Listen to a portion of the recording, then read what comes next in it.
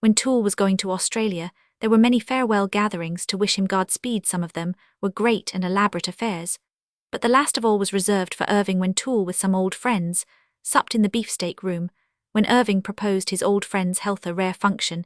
Indeed, in that room he never spoke more beautifully in his life. His little speech was packed with pathos, and so great was his own emotion, that at moments he was obliged to pause to pull himself together. Roman 4. Toole and I were very close friends ever since I knew him first in the early 70s. I shared with him many delightful hours, and when sorrow came to him, I was able to give him sympathy and such comfort as could be from my presence. I was with him at the funeral of his son, and then of his wife when his daughter died in Edinburgh, where he was then playing. I went up to him and stayed with him. We brought her body back to London, and I went with him to her grave with me. He was always affectionate, always sympathetic, always merry, when there was no cause for gloom, always grave and earnest, when such were becoming. I have been with him on endless occasions, when his merriment and geniality simply bubbled over unless some sorrow sat heavily on him.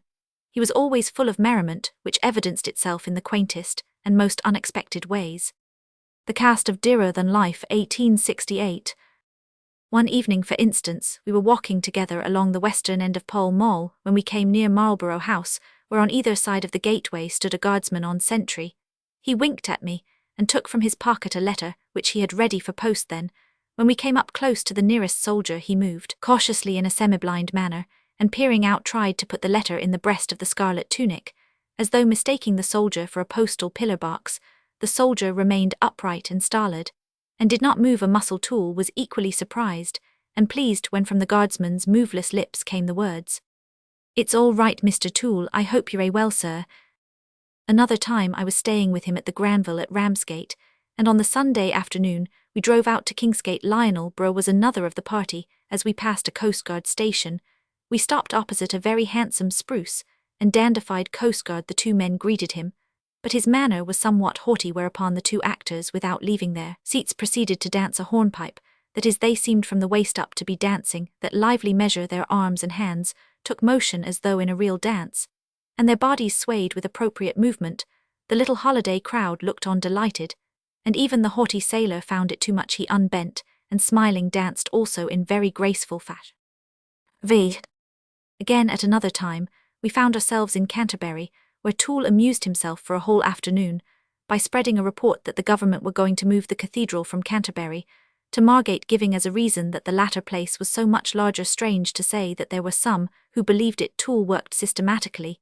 He went into barbers' shops, 3 of them in turn, and in each got shaved. As I wore a beard, I had to be content with having my hair cut. It came out pretty short in the end. As he underwent the shaving operation, he brought conversation round to the subject of the moving of the cathedral. 358. Then we went into shops without end, where he bought all sorts of things: colours, braces, socks, caps, fruits and spice for making puddings, children's toys, arrowroot, ginger wine, little shawls, sewing, cotton, emery paper, hair oil, galoshes, corn plasters. There was no end to the variety of his purchases, each of which was an opening for some fresh variant of the coming change. At one other visit to Canterbury, we came across in the ancient cathedral an insolent verger. Toole, who was for all his fun a man of reverent nature, was as usual with him, grave and composed in the church. The verger, taking him for some stranger of the bourgeois class, thought him a fit subject to impress. When Toole spoke of the new dean who had been lately appointed, the man said in a flippant way, "We don't care much for him, we don't think we'll keep him." This was enough for Toole. He looked over at me in a way I understood, and forthwith began to ask questions. "Did you, may I ask, sir, preach this morning?" "No, not this morning, I don't preach this week." We knew then that that verger was to be had on toast. Toole went on, "Do you preach on next Sunday, sir? I should like to hear you." "Well, no, I don't think I'll preach on Sunday."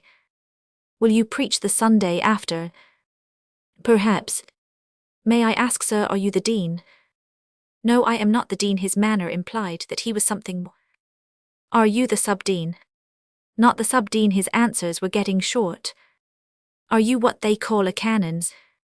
"No, I should not exactly call myself a canon." "Are you a minor canon?" "No." "Are you a precentor?" "Not exactly that." "Are you in the choirs?" "No." "May I ask you what you are then?" Surtheis was said with great deference, The man cornered at last thought it best to speak the truth, so he answered, "I am what they call a verger." "Quite so," said Toole gravely. "I thought you were only a servant by the insolent way you spoke of your superiors." The remainder of that personal conduction was made in silence. Romans 6. On one occasion when Toole was taking the waters at Hamburg, King Edward Romans 7, then Prince of Wales, was there. He had a breakfast party to which he had asked Toole, and also Sir George Lewis and Sir Squire Bancroft. In the course of conversation, His Royal Highness asked Bancroft where he was going after Hamburg. The answer was that he was going to Maloya in Switzerland. Then turning to Toole, he asked him, "Are you going to Maloya also, Mr. Toole?" In reply, Toole said as he bowed, and pointed to the great solicitor, "No, sir, Maloya, my lawyer is here." I remember one Derby Day 1893, when we were both in the party to which Mr. Knox D.R.C. extended the hospitality of his own, stand next to that of the Jockey Kluber hospitality, which I may say was boundless and complete. When I arrived, the racing was just beginning, and the course was crowded by the moving mass seeking outlets before the cordon of police with their rope. As I got close to the stand, I heard a voice that I knew coming from the wicket gate, which was surrounded with a seething mass of humanity of all kinds pushing and struggling to get close. "Walk this way, ladies and gentlemen, walk this way. Get tickets here, only 1 shilling, including lunch, walk this way." A somewhat similar joke on his part was on board a steamer on Lake Lucerne. When he was there with Irving, he went quietly to one end of the steamer and cried out in a loud voice, "Cook's tourists this way, sandwich and glass of sherry, provided free." Then slipping over to the other end of the boat, as the crowd began to rush for the free lunch, he again made proclamation, "Gaze's party this way, brandy and soda, hard-boiled eggs and butterscotch, provided free." Again he disappeared before the crowd could assemble. A favourite joke of his when playing Paul Pry was to find out what friends of his were in the house, and then to have their names put upon the blackboard at the inn, with scores against them of 360 gigantic amount. This was a never-stale source of surprise and delight to the children of his friends. He loved all children, and next to his own the children of his friends, for each of such there was always a box of chocolates he kept a supply in his dressing-room, and I never knew the child of a friend to go away empty-handed with such a love in his heart. Was it strange that, in his own bad time, when his sadness was just beginning to take hold on his very heart's core, he loved to think much of those old friends who had loved his own children who had gone? Romans 7. Somehow his mirth never lessened his pathos. His acting his whole life has been a sort of proof that the two can coexist. His Caleb Plummer was never a whit less moving, because his audience laughed through their tears. It may be his art became typified in his life. When Irving died, I telegraphed the same night to Frank Alton Toole's nephew, who during all his long illness had given him the most tender care. I feared that if I did not send such warning, some well-intentioned blunderer might give him a terrible shock. Alton acted most prudently, and broke the sad news himself at a favourable opportunity. The next day, when poor Toole heard it, his remark was one of infinite pathos. "Then let me die too." Such a wish is in itself an epitaph of lasting honour. Roman 8. Toole's belief and sympathy and help were of infinite service to the friend, whom he loved, comfort and confidence and assistance all in one, and it is hardly too much to say that Irving could never have done what he did, and in the way he did it without the countenance and help of his old friend.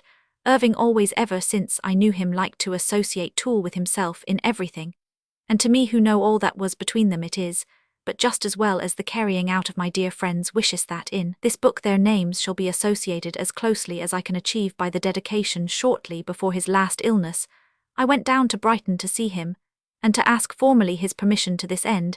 He seemed greatly moved by it. Later on I sent the 361 proof of the page, containing it, asking Alton to show it to him, if he thought it advisable. Toole had then partially recovered from the attack, and occasionally saw friends, and was interested in what went on. Alton's letter to me described the effect. "I gave him your message last night, and I fear I did unwisely. As nurse says, he has been talking all night about Sir Henry and books."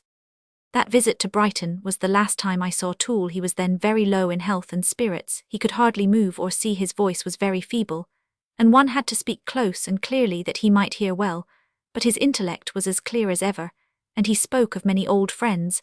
I spent the day with him after lunch. I walked by his bath chair to the end of the Madeira walk. There we stayed a while, and when my time for leaving came, I told him, but not before in his late years. Toole could not bear the idea of anyone whom he loved leaving him, even for a time. We used therefore to say no word of parting, till the moment came when he held out his poor thin trembling hand to me. He said with an infinite pathos, whose memory moves me still, "Bram, we have often parted, but this time is the last. I shall never see you again. Won't you let me kiss you, dear? LXVI. Ellen Terry." The first time I saw Ellen Terry was on the forenoon of Monday, December 23, 1878. The place was the passageway which led from the stage of the Lyceum to the office, a somewhat dark passage under the staircase, leading to the two-star dressing rooms up the stage on the up side, but not even the darkness of that December day could shut out the radiant beauty of the woman to whom Irving, who was walking with her, introduced me. Her face was full of colour and animation, either of which would have made her beautiful. In addition, was the fine form, the easy rhythmic swing, the large, graceful, goddess-like way in which she moved. I knew of her, of course, the world did then, though not so well as afterwards, and she knew of me already, so that we met as friends. I had for some years known Charles Wardell, the actor, playing under the name of Charles Kelly, to whom she had not long before been married. Kelly had in his professional visits to Dublin been several times in my lodgings, and as I had reason to believe that he had a high opinion of me, I felt from Ellen Terry's gracious and warm manner of recognition that she accepted me as a friend. That belief has been fully justified by a close friendship, unshaken to the extent of a hair's breadth, through all the work and worried triumphs and gloomed sunshine and shower storm and trial and stress of 27 years of the comradeship of work together. Irving had engaged her entirely on the strength of the reputation which she had already made in Olivia, and the other plays which had gone before it. He had not seen her play since the days of the Queen's Theatre, Long Acre, 18,678, when they had played together in The Taming of the Shrew, she being the Catherine to his Petruchio. He had not thought very much of her playing in those days. Long after she had made many great successes at the Lyceum, in speaking of the early days, he said to me, "She was always bright and lively, and full of fun. She had a distinct charm, but as an artist was rather on the hoydenish side."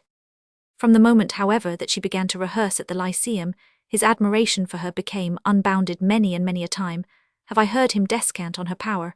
It was a favourite theme of his. He said that her pathos was nature helped by genius, and that she had a gift of pathos. He knew well the value of her playing, both to himself and the public, and for the early years of his management, plays were put on in which she would have suitable parts. Ireland was put on for her likewise, The Cup, The Belle's Stratagem, Romeo and Juliet, Much Ado About Nothing, Twelfth Night, and Olivia Sonorix was not a part for the sake of which Irving would have produced The Cup. Neither Romeo nor Benedick is a part such as he would have chosen for himself. Neither Malvolio nor Dr. Primrose was seemingly a great role for a man who had been accustomed for years to carry the play on his back. Roman II. I think that Ellen Terry fascinated everyone who ever met her, men, women and children. It was all the same. I have heard the evidences of this fascination in many ways from all sorts of persons, in all sorts of places. One of them in especial lingers in my mind. Perhaps this is because I belong to a nationality to whose children Blarney is supposed to be a heritage. On the afternoon of Sunday, November 25, 1883, we had travelled from New York to Philadelphia, paying our first visit to the Quaker City, Irving, and I was staying at the Bellevue Hotel. There too Ellen Terry took up her quarters. I dined with Irving, and we were smoking after dinner, when a card and a message came up. The card was that of the Hun Benjamin H. Brewster, then Attorney General of the United States. The message was to the effect that he had broken his journey for a few hours on his way to Washington for the purpose of meeting Mr. Irving and begging that he would waive ceremony and see him. Of course Irving was very pleased, and the Attorney General came up. He was a clever-looking, powerfully built man, but his face was badly scarred in his boyhood. He had, I believe, fallen into the fire until one knew him and came under the magic of his voice and tongue. His appearance was apt to concern one overmuch. He was quaint in his dress, wearing frills on shirt front and cuffs. He was of an Irish family, which had sent very prominent men to the bar. A namesake of his was a leading counsel in my own youth, Irving, and I was delighted with him. After an hour or so, he asked if it were possible that he might see Miss Terry. Irving thought she would be very pleased. In compliance with the Attorney General's request, she came down to Irving's room, and was most sweet and gracious to the stranger. After a while she went away. He prepared to go also, for his train was nearly due. When Ellen Terry had left the room, he turned to us, and said with all that conviction of truth which makes Blarney so effective, "What a creature, what a queen! She smote me with the sword of her beauty, and I arose her knight." Roman 3. Ellen Terry had no sooner come into the Lyceum than all in the place were her devoted servants. Irving was only too glad to let her genius and her art have full swing, and it was a pleasure to all to carry out her wishes as a member of a company. She was always simply ideal, she encouraged the young, helped everyone, and was not only a fair but a generous actor. These terms imply much on the stage where it is possible without breaking any rule to gain all the advantage to the detriment of other players. To Ellen Terry, such a thing was impossible. She not only gave to everyone acting with her all the opportunities that their parts afforded, but made opportunities for them. For instance, it is always an advantage for an actor to stand in or near the center of the stage, and well down to the footlights in old days. Such place was the right of the most important actor, a right which was always claimed, but Ellen Terry would, when occasion served, stand up stage or down, as might be suitable to the person speaking. And when her own words had been spoken, she would devote her whole powers to helping the work of her comrades on the stage. These seemingly little things count for much in the summing up of years, and it is no wonder that Ellen Terry as an artist is, and always has been, loved from the first. To her as an artist, always has been given the supreme respect, which she had justly won. No one ever cavilled, no one ever challenged, no one ever found fault. All sought her companionship, her advice, her assistance. She moved through the world of 365, the theatre like embodied sunshine. Her personal triumphs were a source of joy to all, of envy to none. She seems to have the happy faculty of spinning gaiety out of the very air, and adds always to the sum of human happiness. Roman 4. Her performance of Ophelia alone would have ensured her a record for greatness. Irving never ceased expatiating on it. I well remember one night in 1879. It was after a third performance of Hamlet when he took supper with my wife and me. He talked all the time of Ellen Terry's wonderful performance. One thing which he said fixed itself in my mind. How Shakespeare must have dreamed when he was able to write a part like Ophelia, knowing that it would have to be played by a boy. Conceive his delight and gratitude if he could but have seen Ellen Terry in it. Indeed, it was a delight to anyone even to see her. No one who had seen it can forget the picture that she made in the fourth act, when she came in holding a great bunch, an armful of flowers, lilies, and other gracious flowers, and all those that are given in the text. For my own part, every Ophelia whom I have seen since then has suffered by the comparison.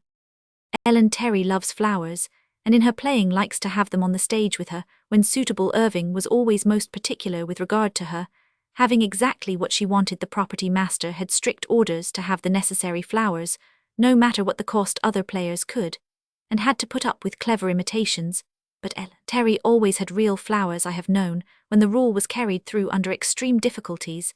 This was during the week after the blizzard at New York in March 1888, when such luxuries were at famine price. She had as Margaret her bunch of roses every night. I bought them one day myself for the purpose when the blooms were $5 each. Ellen Terry's art is wonderfully true. She has not only the instinct of truth, but the ability to reproduce it in the different perspective of the stage. There must always be some grand artistic qualities, quite apart from personal charm, to render any 366 actress worthy of universal recognition. To those who have seen Ellen Terry, no explanation is needed.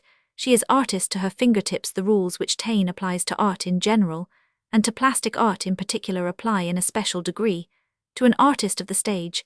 That which he calls selective power, a natural force, is ever a ruling factor in the creation of character.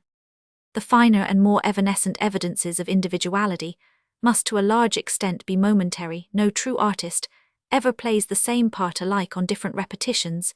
The occasion, the variation of temperament, even of temperature, the emotional characteristic of the audience, the quickening or dulling of the ruling sentiment of the day or hour reach, and all of these insensibly, if not consciously, can regulate the pressure in the temperamental barometer, when to the gift of logical power of understanding causes and effects there is added that of instinctively thinking and doing the right thing, then the great artist is revealed. It is perhaps this instinctive power which is the basis of creative art, the power of the poet, as distinguished from that of the workman. Then comes a nicely balanced judgment of the selective faculty. There are always many ways of doing the same thing. One, of course, must be best, though others may come very close to it in merit. Ellen Terry has the faculty of reaching the best when one sees any other actress essay a part in which she has won applause. The actuality seems but dull beside the memory, as the object of stage work is seeming not being the effort to appear real transcends reality with the art of stage perspective added. Roman 6.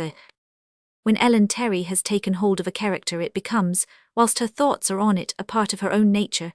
In fact, her own nature is subdued to what it works in, like the dyer's hand. Her intuition, which in a woman is quicker than a man's reason, not only avoids error from the very inception of her work, but brings her unerringly by the quickest road to the best end in the studying of her own parts and the arranging of her own business of them. She had always had a free hand. With Irving at the Lyceum she was consulted about everything, and the dispositions, 367 of other persons and things, were made to fit into her arrangements.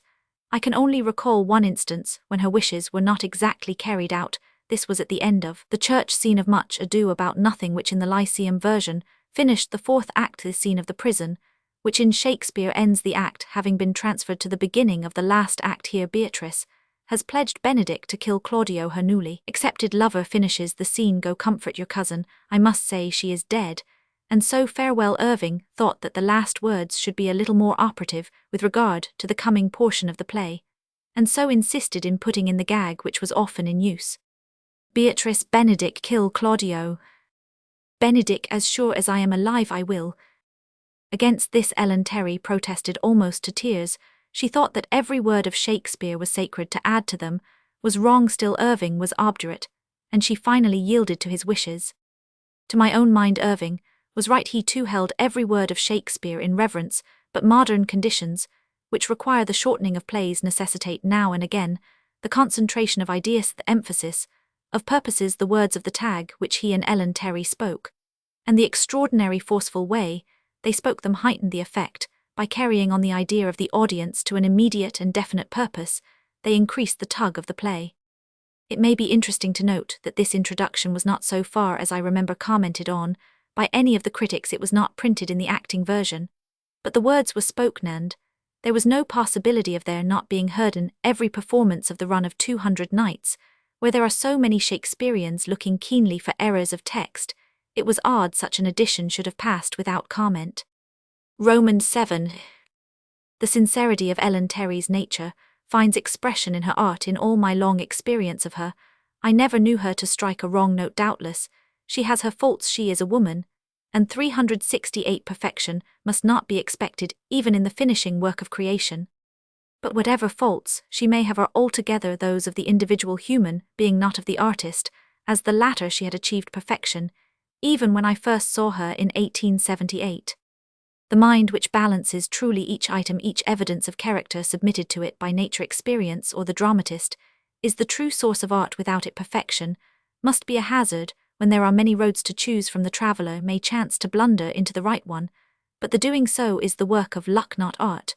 But when day after day, week after week, year after year, one always takes the right road, chance or fortune cannot be regarded as the dominating cause. The sincerity of art has many means of expression, but even of these some are more subtle than others. Such exposition demands mind, and the exercise of mind we may, I think, take it that intention requires intellectual effort, both for its conception and execution. The wish and the attempt to turn desire into force, the carrying out of intention, requires fresh mental effort, and such must be primarily based on a knowledge of the powers and facts at command. Thus it is that the actor must understand himself. The task is even more difficult when the actor is a woman, whose nature therefore in its manifestations is continually changing. But this very changeableness has in it the elements of force and charm. Out of the kaleidoscope come glimpses of new things which have only to be recorded and remembered in order to become knowledge. In the variety of emotions is a pauseless attractiveness which does not admit of weariness. Nature was good to Ellen Terry in the equipment for her work. Her personality, enriched by the gifts showered upon her, is a very treasure house of art. No other woman of her time has shown such abounding and abiding charm, such matchless mirthfulness, pathos so deep. Roman 8. As to the stage characters which she has made her own, it would be impossible to say enough. Any one of them is worthy of an exhaustive study. In the early days of her acting, which began when her years were but few, stage art was in a poor way the old style of acting, eminently suitable to the age in which it had been evolved, was still in vogue, though the conditions of the great 369 world without were changing. The drama's laws the drama's patrons give is a truth told with poetic comprehensiveness. What the public wants the actors must in reason supply. But that age when railways were still new, when telegraphs were hoped for, when such knowledge, as that of the influence of worms on the outer layer of the structure of the world, was being investigated, and when the existence of bacteria was becoming a conclusion rather than a guess, did not mean to be satisfied with an old-world unnatural expression of human feeling, seemingly based on a belief that passions were single and crude, and that they swept aside the manifold complications of life. Ellen Terry belongs to the age of investigation. She is of those who brought in the new school of natural acting. It is true that she had learned and benefited by the teaching and experience of the old school. The lessons which Mrs. Charles Keene had so patiently taught her gave her boldness and breadth, and made for the realization of poetic atmosphere, and that perspective of the stage which is so much stronger than that of real life.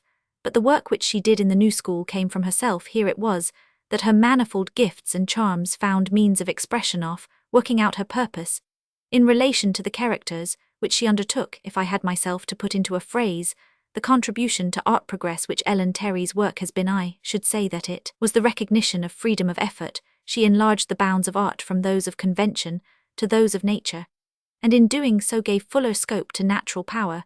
Since she set the way, many another actress has arrived at the full success possible to the range of her gifts, who otherwise would have been early strangled in the meshes of convention. The general effect of this has been to raise the art as well as widening it. The natural style does not allow of falsity or grossness, in the light which is common to all who understand either by instinct or education. These stand out as faults or excrescences in this natural method. Also, individual force counts for its worth, and the characteristic notes of sex are marked. For instance, I have heard, for unfortunately I never saw the piece that when long ago she played the wandering air, her charm of sex was paramount. She played a girl masquerading as a boy so delightfully, because she was so complete a woman in her womanhood, is paramount. She has to the full in her nature whatever quality it is that corresponds to what we call virility in a man. Her influence on her art has been so marked that one can see in 370, the younger generation of women players, how in their efforts to understand her methods, they have unconsciously held her identity as their objective in a number of them. This appears as a sort of mild imitation. It was the same thing with the school of Irving trying to follow in his footsteps. They have achieved something of his identity generally, those little personal traits or habits, catching to the eye, which some call faults, others idiosyncrasies. The advantages which both Irving and Ellen Terry gave to dramatic art will be even more marked in the future than it is at the present, though the credit to them of its doing will be less conspicuous than it is now. Already the thoughtful work has been done, the principles have been tested and accepted, and the teaching has reached its synthetic stage. Roman Night. Naturally, the years that went to the doing of this fine art work through the two players together in a remarkable way, and made for an artistic comradeship, which so far as I know has had no equal in their own branch of art. It began with Irving's management at the end of 1878, and lasted as a working reality for 24 years at the Prince's Theatre, Bristol. On the last night of the provincial tour of 1902, December 13, she played for the last time under his management. Some months later, July 14, 1903, they played again in the same piece, The Merchant of Venice, at Drury Lane for the benefit of the Actors' Association. This occasion has become a memorable one. It was the last time when they played together. Their cause of separation was in no wise any form of disagreement, it was simply a fluxion of time to the last hour of Irving's life. The brotherly affection between them remained undimmed naturally, when these two great powers who had worked together in the public eye for nearly a quarter of a century separated. Curiosity began to search for causes, and her handmaid Gossip proclaimed what she alleged to be them. Let me tell the simple truth, and so set the matter right. In the course of their long artistic cooperation, Irving had produced 27 plays in which they had acted together. In 19 of these, Ellen Terry had played young parts which naturally in the course of so many years became unsuitable. Indeed, the first person to find fault with them was Ellen Terry herself, 371, who with her keen, uncompromising critical faculty always awake to the purposes of her work, realized the wisdom of abandonment long before the public had ever such a thought. There remained therefore for their mutual use but 8 plays of the repertoire, the finished work of so many years of these two. Macbeth and Henry Roman 8 had been destroyed by fire, and the expense of reproducing them adequately for only occasional presentation was prohibitive. 2 others, Coriolanus and Peter the Great, were not popular. Robespierre had had its day, a long run to the full extent of its excellence. There remained therefore but 3, Charles Roman 1, The Merchant of Venice and Madame Sans Jean, The last of these had not proved a very great success in England in America. It had been done to death for Charles Roman I by its very sadness and its dramatic scope. The audience could only be drawn from a limited class, so that there remained for practical purposes of continuous playing only The Merchant of Venice. There was one other play in which, though her part was a young one, Ellen Terry could always play Much Ado About Nothing, but then Irving had grown too old for Benedick, and so for his purposes the play was passed. Ellen Terry did not carry and rightly an auto play only once or twice a week, as Portigaur in Nance Oldfield, given with the Belswilst. There was so much excellent work in all ways suitable to her personality and her years to be done ordinarily. One would not allude to these matters. Ladies have by right no date, but when a lady's jubilee on the stage has been a completed fact, to whose paramount success the whole world has rung, there is no need for misleading reticence. The mere fact of their ceasing to play together did not bring to a close the long artistic comradeship of Henry Irving and Ellen Terry. To the very last, the kindly interest in each other's work and the affection between them never ceased or even slackened. Whatever one did, the other followed with eager anxiety right up to the hour of his death. Irving was interested in all that she Roman 999 on that last sad evening. Even whilst anxiety for the coming changes in his own work was looming over him, he spoke to me in his dressing-room about her health and her work. He spoke feelingly and sympathetically, and with confidence and affection, just as he had always done during the long period of their working together. He had written to her himself in the same vein in his letter. He had told her what a delight it would be to him to hear her lecture on the letters in Shakespeare's plays. For my own part, one have no words at command adequate to tell the kindly feeling which I have always had for the delightful creaturito, express my reverence and regard and love for her enchanting personality.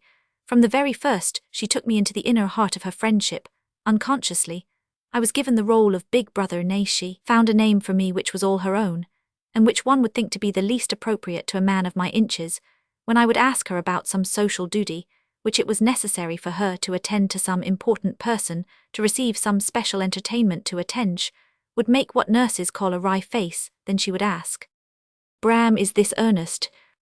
Yes, I would reply, "Honest Injun." She would smile and pout together as she would reply, "All right, Mama." Then I knew that she was going to play that part as nicely as it could be played by any human being. Indeed, it was hardly playing a part, for she was genuinely glad to meet cordiality with equal feeling. It was only the beginning and the publicity that she disliked.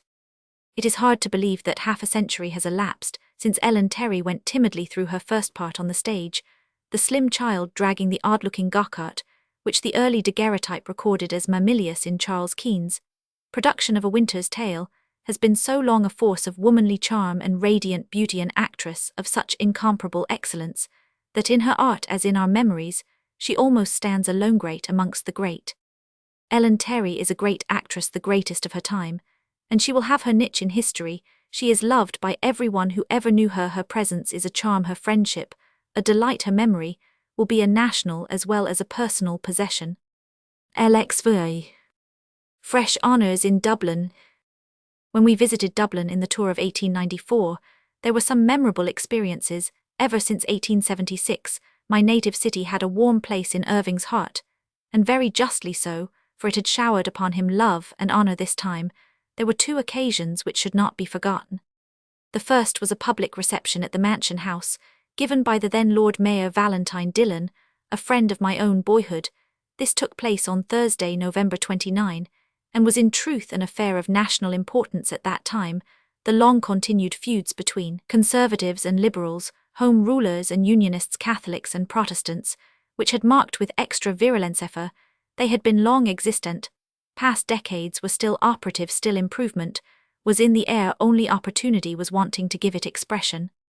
The beneficent occasion came in that reception. Irving and Ellen Terry were delightfully popular personalities. They had no politics, and what religion either professed was not even considered. Their artistic excellence shadowed all else. Lord Mayor Dillon was a man with broad views of life, and of the dignity of the position, which he held for I think the third time. He cast very wide the net of his hospitable intent.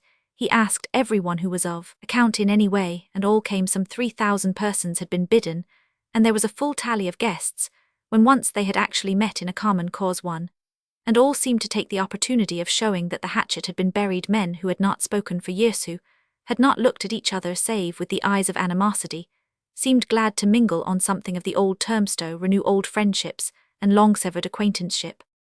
Irving and Ellen Terry, with some of us lesser lights supporting them, stood on the dais beside the Lord Mayor and the Lady Mayoress, and I can bear witness that not one who passed went without a handshake from both. It was a serious physical effort to shake hands with some thousands of persons, would tax the 374 strongest. Irving went through it with all the direct simplicity of his nature. Ellen Terry, having to supplement nature with art, rested at times her right hand, and shook with the left with such cunning dexterity, that no one was a whit the wiser one, and all went away from that hospitable and friendly gathering in a happy frame of mind. Dublin was a gainer by that wave of beneficent sympathy. 2 days later, on the last night of the engagement, Saturday, December 1, there was another, and even more remarkable function. This was the presentation of a public address on the stage. After the play, this address was no ordinary one. It was signed by all the great public officials, both of the city and of the country. The Lord Mayor, the High Sheriff, the Lord Chancellor, the Commander of the Forces, the Lord Chief Justice, all the judges, all the city members of Parliament, the Provost of Dublin University, the President of the College of Surgeons, the President of the College of Physicians, all the public officials, and by a host of leading citizens. When the curtain drew up, the great body of the committee, numbering about 60, stood behind the Lord Mayor on one side of the stage, on the other Irving, with close behind him Ellen Terry, whom I had the honour of escorting, and all the other members of the company. The Lord Mayor read the address, which was conceived in love and honour, and born in noble and touching words in replying for himself, and Miss Terry. Irving was much touched, and had to make an effort to speak at all. There was a lofty look in his eyes, which spoke for the sincerity of the words which he used in his reply. Now, when your great university has accepted me to the brotherhood of her sons, and when your city and nation have taken me to your hearts, I feel that the cup of a player's honour is full to the brim. I have not often seen him moved so much as he was that night. His speech and movement were only controlled by his strong will and the habit of self-repression. Within and without the theatre was a scene of wild enthusiasm, not to be forgotten. I have been witness of many scenes of wild generosity, but none to surpass that night. Irving was always anxious that others should rejoice in some form with his own rejoicing. Before leaving Dublin, he placed in the hands of the Lord Mayor a cheque for 100 guineas for his disposal to the use of the poor. LXV. Performances at Sandringham and Windsor. Sandringham, 1889. In April 1889, the Prince of Wales had the honour of entertaining the Queen at Sandringham. He wished that she should see Irving and Ellen Terry, neither of whom she had seen play. Accordingly, it was arranged that on April 26 the Lyceum would be closed for the evening, and that a performance should be given in Sandringham in a little theatre specially built in the great drawing-room. For this theatre Irving had got Walter Hand to paint an act-drop scenery of a suitable size, was prepared by Hawes Craven, an exceedingly fine piece of miniature stage work. The bill fixed was The Bells, and the trial scene from The Merchant of Venice, the combination of which pieces would, the prince thought, show both the players at their best. The drawing-room looked very beautiful, the white walls showing up the many stands of magnificent weapons and armour, greenery and flowers, were everywhere. There was a large gathering in the drawing-room of not only the house guests, but local personages. The big music gallery at the back was full of tenants and servants. The Queen had kindly expressed her wish that the audience should do just as they wished as to applauding, and I must say that I have never seen or heard a more enthusiastic audience within the bounds of decorum.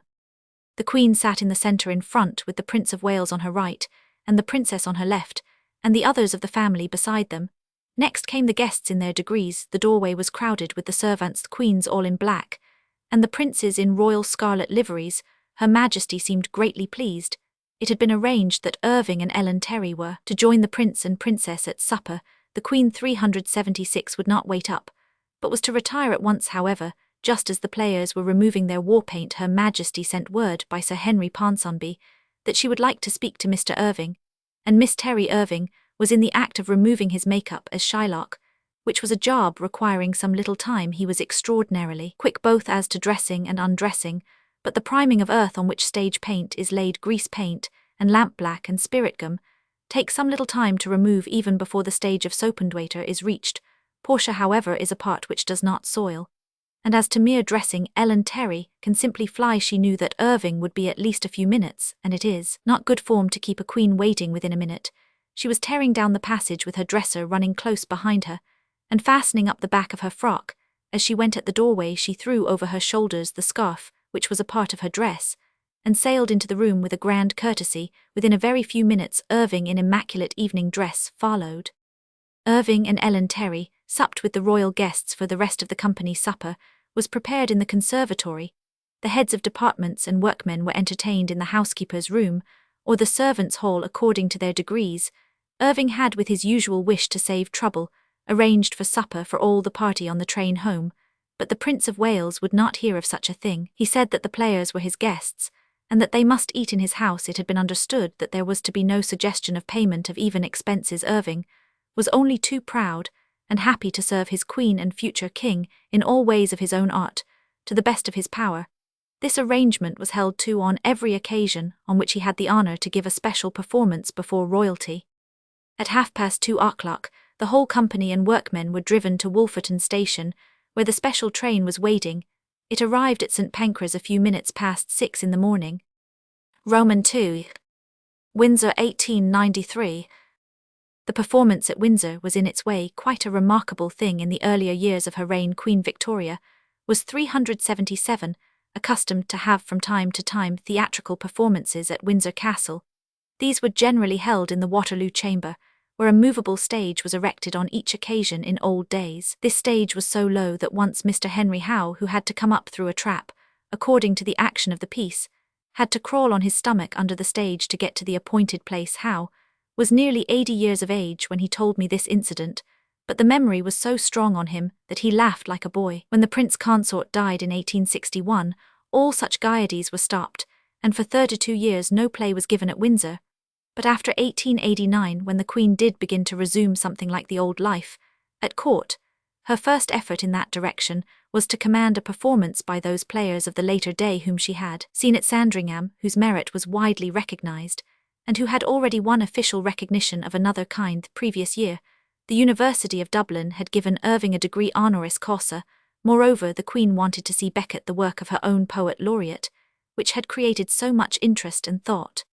Sir Henry Ponsonby, the Queen's private secretary, came from Windsor to see Irving at Her Majesty's wish. Irving was, of course, delighted to hold himself at the Queen's will. The only stipulation which he made was that he was to be allowed to bear the expenses of all kinds, and was not to be offered fee or pay of any kind. Even though such was a usual formality for this, he had a special reason not to set himself up as an individual against the custom of the court, but to avoid the possibility of such a bêtise as had in earlier years stopped the Windsor theatrical performances for a time. The way of it was this: at the commencement of the system of having such performances, the Queen had left the matter in the hands of Charles Keane, then the manager of the Princess Theatre, and acknowledged head of the theatrical calling.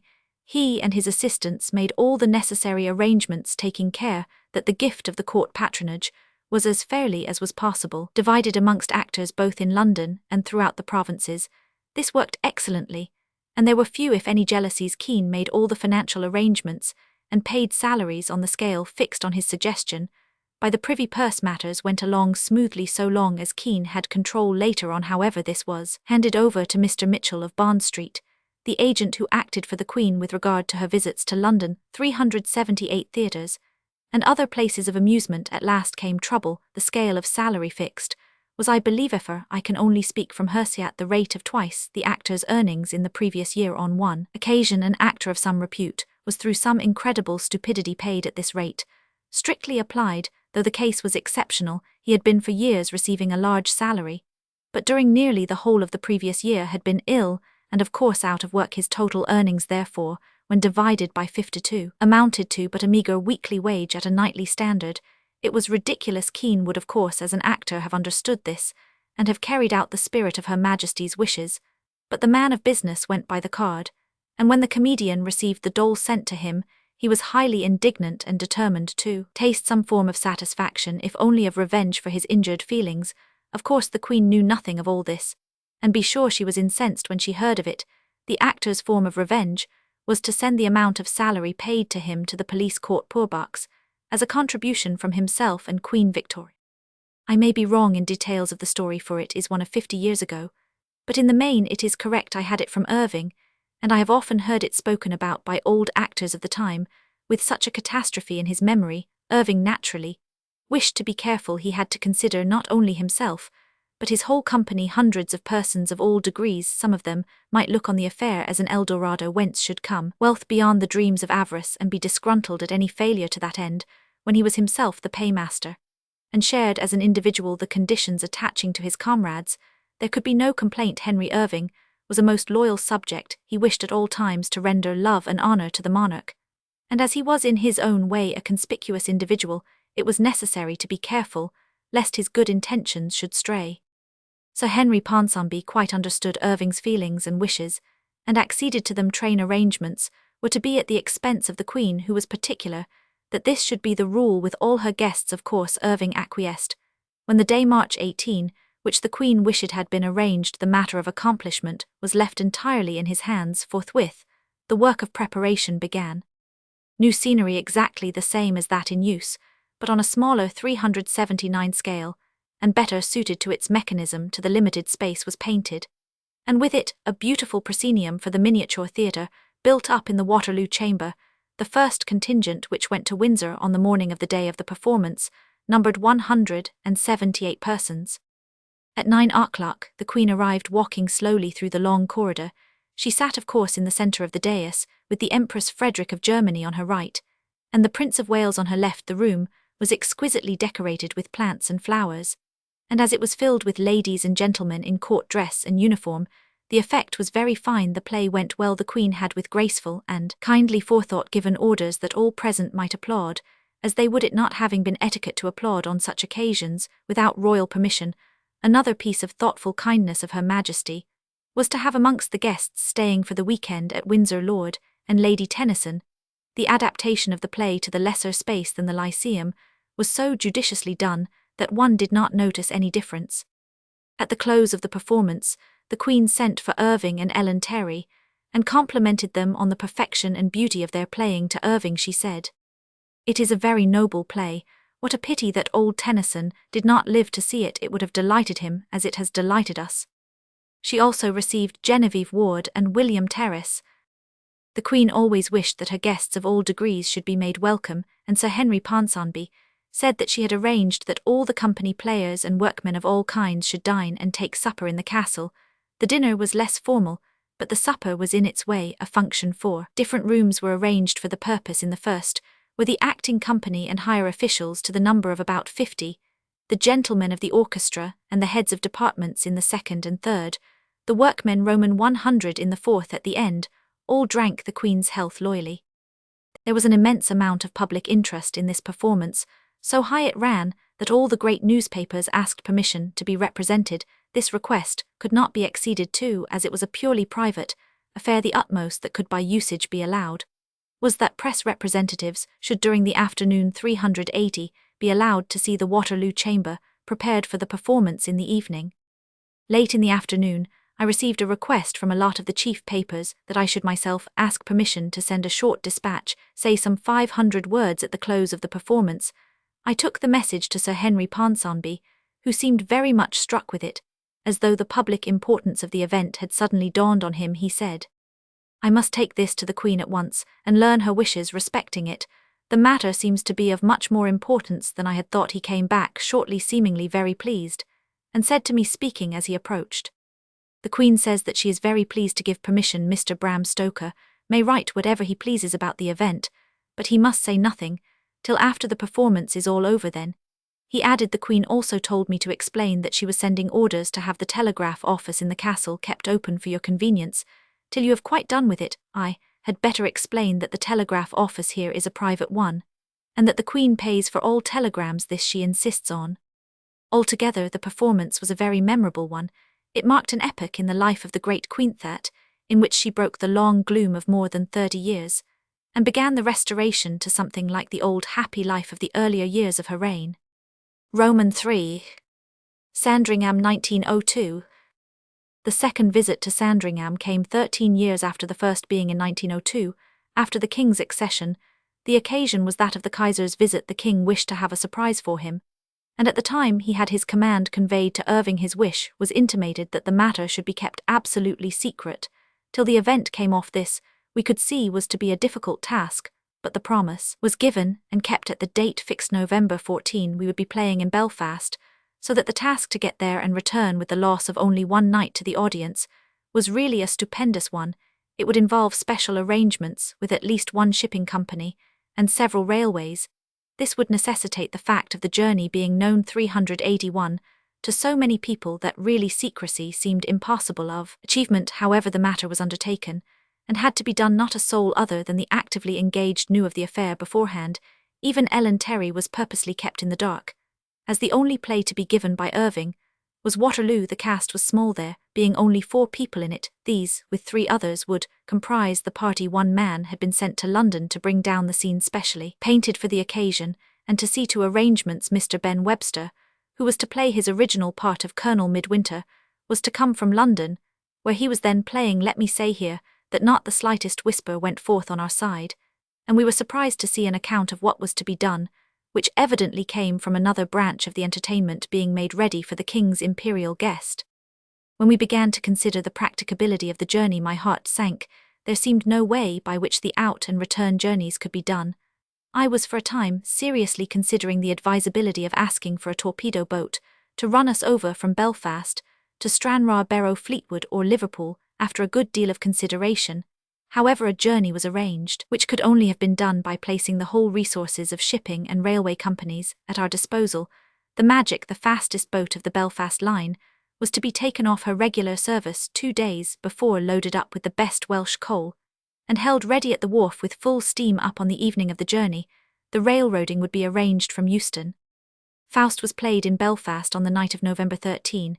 As the members of the little party finished on the stage, they got dressed and were driven down to the wharf. The moment the last call was given at the end of the play, Irving hurried into his travelling clothes, and he and I were whirled off to the Magic. The instant we passed on deck, the gangway plank was drawn, and the ship started off full speed. Such was contrary to law, as ships should only go part speed in the lock, but no one made objections. We were on the King's service. We got to Liverpool at 8 in the morning, and found alongside the dock the special carriage, one of the royal saloons used on the London and North Western Railway. Got on board, and were whirled off to Crewe, where we caught the fast express to Rugby. There we took on a dinning car, and went on to Peterborough. Here our carriage was handed over to the Great Eastern 382 Company, which took us on the fast train to Lynn, and thence on a special to Wolferton. At 10 o'clock precisely Sandringham time, which is half an hour ahead of standard time, Kaiser, and the Queen moved into the great drawing-room where the stage was fixed. Then followed the King and family and guests. There were altogether some 350 in the room. As the movement to the theatre began, there was to use an amusing episode after our arrival.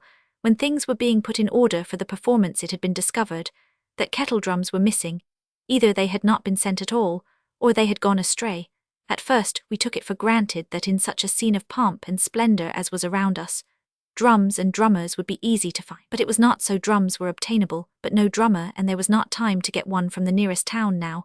The military music is necessary for the performance of Waterloo. The quicksteps are not only required for the prelude, but are in the structure of the piece. For the occasion of the imperial visit, there had been brought from Vienna a celebrated string band, the conductor of high status in his art, and all the components of the band fine players, but there was no drummer, and there could be even no proper rehearsal of the incidental music of the play. Without the drums we were beginning to despair, when the head constable of the county, who was present, said that there was one man in the police of the division who was the drummer of the police band of the district, and undertook to try and find him. After much telegraphing and telephoning, it was found that he was out on his beat about the farthest point of his district. However, when he was located, a trap with a fresh horse was sent for him. He arrived tired and foodless just before the time fixed for beginning. He was a fine performer, fortunately a master of his work, and with the score before him needed no preparation. When the signal was given of the movement of the royalties, the conductor took his baton, but when he looked at the score of the prelude, which is continually changing time, with the medley of the various regimental quicksteps, he said, "I cannot play it." "Go on, man, go on," said Belmore, who was acting as stage manager.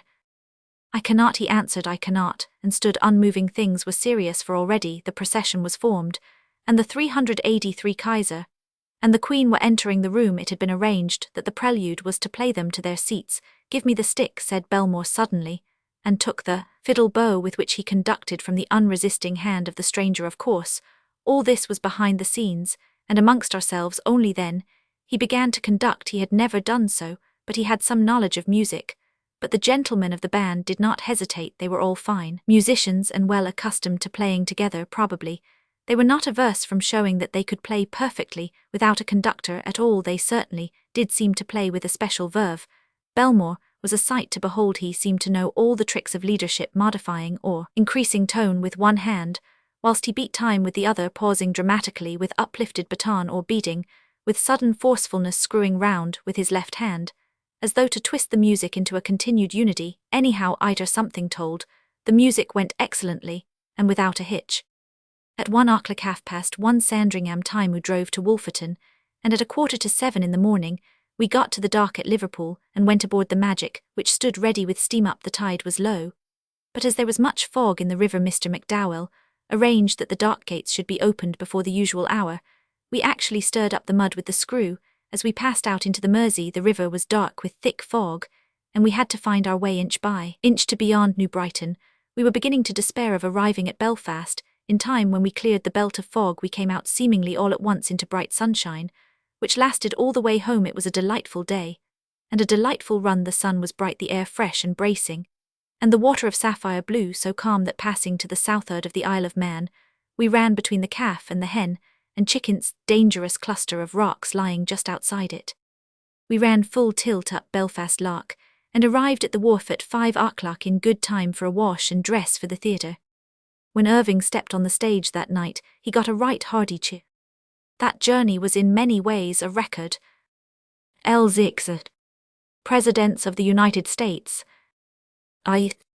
Henry Irving had the honor of calling 4 presidents of the United States by the name of friend.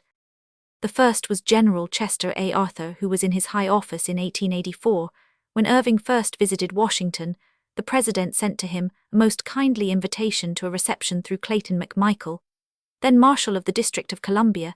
This was on the night of Saturday, 8th March. After the reception, he asked Irving to remain with a very few intimate friends. After the rest had gone, they sat till a later, rather an early hour. Roman II. Irving's first meeting with Mr. Grover Cleveland was when the latter was president-elect. The occasion was the matinee for the benefit of the Actors' Fund at the Academy of Music in New York, December 4, 1884.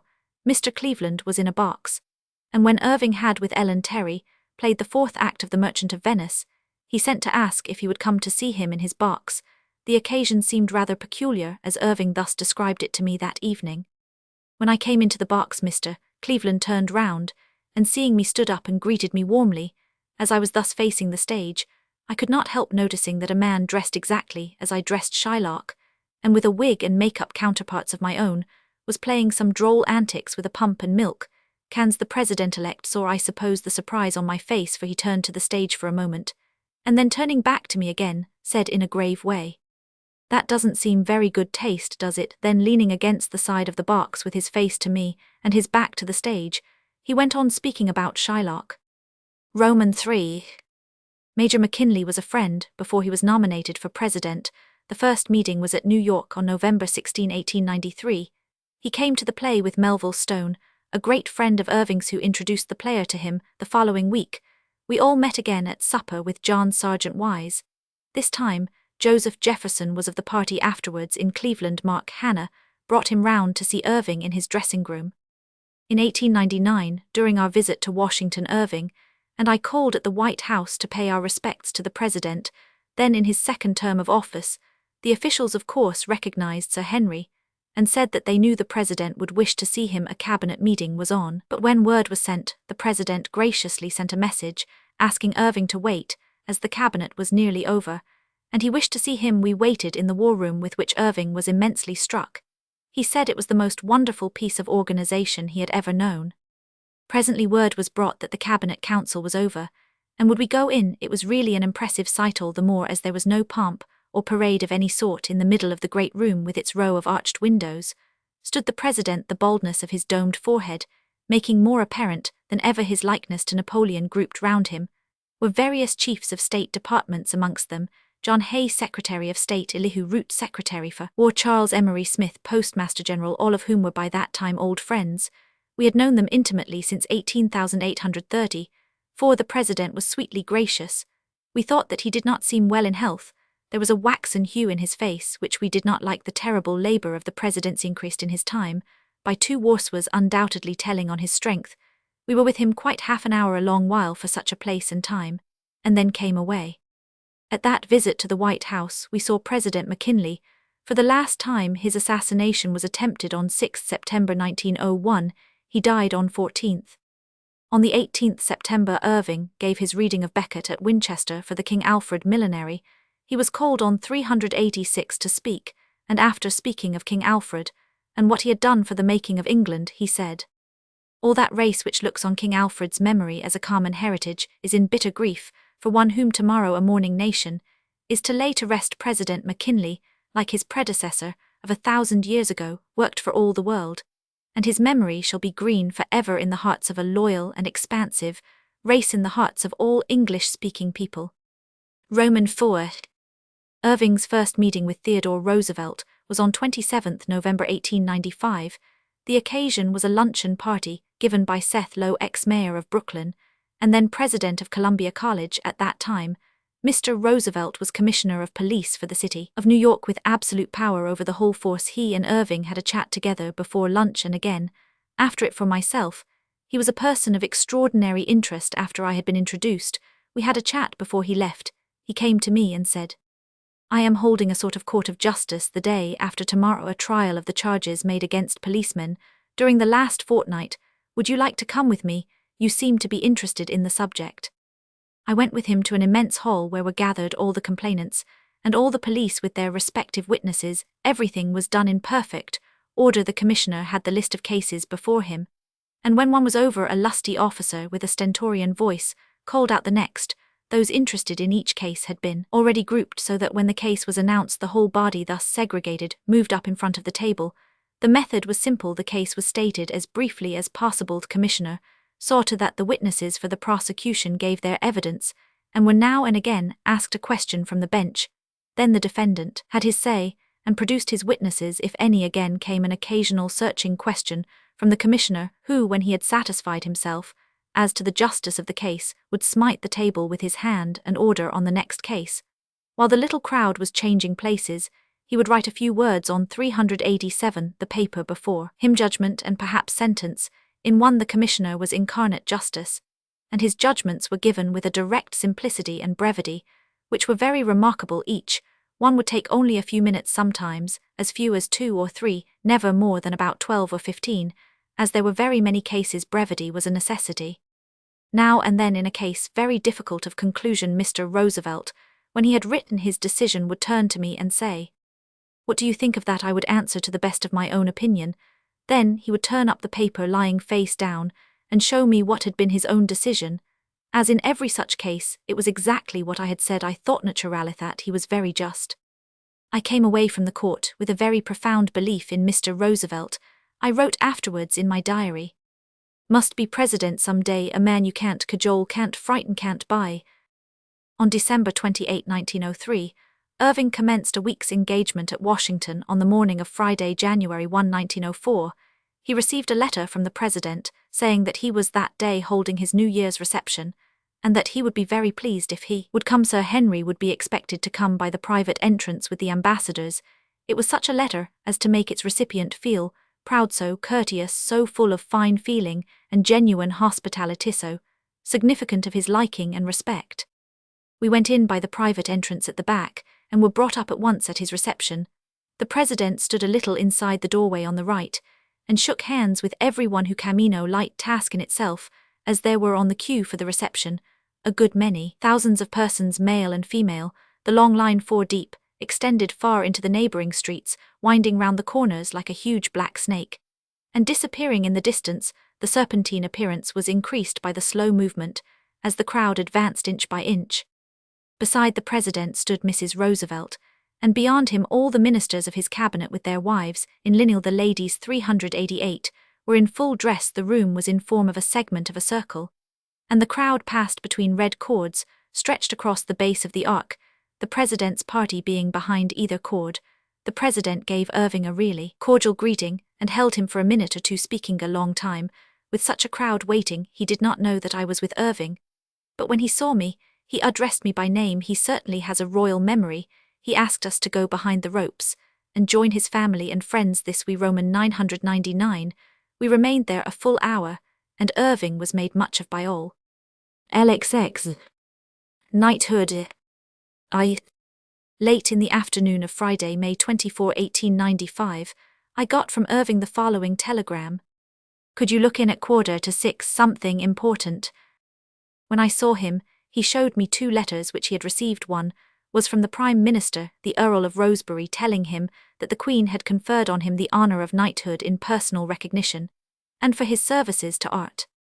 The other was from the Prince of Wales, congratulating him on the event. The announcement had evidently given the actor very much pleasure. Even when I saw him, he was much moved. The next day was the Queen's birthday, on which the honour list was promulgated, and when it was known that Irving was so honoured, the telegrams, letters and cables began to pour in from all parts of the world, for it was in its way a remarkable event. It was the first time that in any country an actor had been qua actor honoured by the state. It really seemed as if the whole world rejoiced at the honour to Irving. The letters and telegrams kept coming literally in hundreds during the next 2 days, and cables constantly arrived from America, Australia, Canada, India, and from nearly all the nations in Europe. They were bewildering. Late in the afternoon of Saturday, Irving sat at his desk in the Lyceum before piles of them, opened by one of the clerks. Presently, he turned to me with his hand to his head, and said, I really can't read any more of these at present. I must leave them to you, old chap. They make my head swim. Of course, he did in time read them all, and sent answers too. For 3 days, several men were at work copying out the answers, as he 390 sorted them out into heaps, each heap having a similar wording. It was quite impossible to send a distinctly different answer to each, and it was not necessary. The actual knighting took place at Windsor Castle on July 18. The account of it was told by Arthur Arnold, who was knighted in the same batch, and who came very soon after Irving. He said that the Queen, who usually did not make any remark to the recipient of the honour, as she laid the sword on his shoulder, said on this occasion, I am very, very pleased. Roman 2. The corollary of the honour came the next day, when on the Lyceum stage, a presentation was made to Irving by his fellow players. This was unique of its kind. It was an address of congratulation signed by every actor in the kingdom. The address was read by Sir, then Mr. Squire Bancroft. Irving was greatly touched by it. Few things were so essentially dear to him as the approval of his fellows. The unanimity was in itself a wonder. The address was in the shape of a volume, and was contained in a beautiful casket of gold and crystal, designed by Johnston Forbes, Robertson, a painter, as well as a player. Roman 3.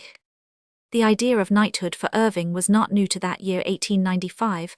I mention this now, because after his death, a statement was made that he had, by a lecture at the Royal Institution, compelled the government to give him knighthood. The statement was of course more than ridiculous. Here is what happened to my own knowledge. In 1883, before Irving's visit to America, I was consulted, I understood on behalf of a very exalted person, by the late Sir James Mackenzie, as to whether the conferring of knighthood would be pleasing to Mr. Irving. It has never been usual to confer the honour on an unwilling recipient any more than it has been to allow any forcing to be effective. I asked for a day to find out. Then, I conveyed the result of my veiled inquiry into the matter. At that time, Irving thought it was better that an actor, whilst actively pursuing his calling, should not be so singled out from his fellows. On my showing the matter was not proceeded with at 391 that time, from the very beginning of his management of the Lyceum, he had been scrupulously particular that all the names given on the cast of the play should be printed in the same type. That rule was never altered even after his knighthood, but as he was no longer Mr., and would not be called by his title, he thenceforth appeared as Henry Irving. Advertisement was of course different as to type, but he did not use the title. Roman 4.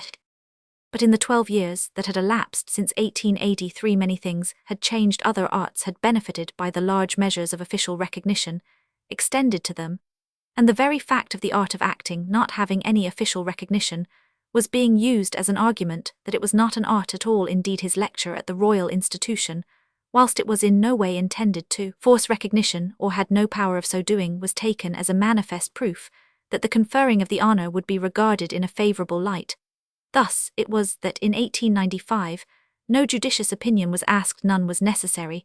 The Prime Minister was assured that there could not be any contretemps, and even the Prince of Wales felt secure in his most gracious letter of congratulation. I feel it too bad that one who in his days tried to live up to the ideal of discretion, and has regarded reticence as a duty, rather than a motive, should have to speak openly, even after a lapse of years, on so private a matter. And I can only trust that I may be forgiven, should anyone with the power of forgiveness see the need of it, but such statements as those to which I have alluded are calculated to destroy all the claim of gracious courtesy of the spontaneous kindness from which high favour springs, and it is, I think, better that I should be deemed to err than that such a misconception should be allowed to pass. V. The King was always a most gracious and generous friend to Irving throughout the whole management of the Lyceum, and to the time of Irving's death King Edward, both as Prince and King, extended to him the largest measure of his approval. He gave him a position by his very courtesy, and by the hospitalities which he graciously gave and accepted when players dined with him. 392.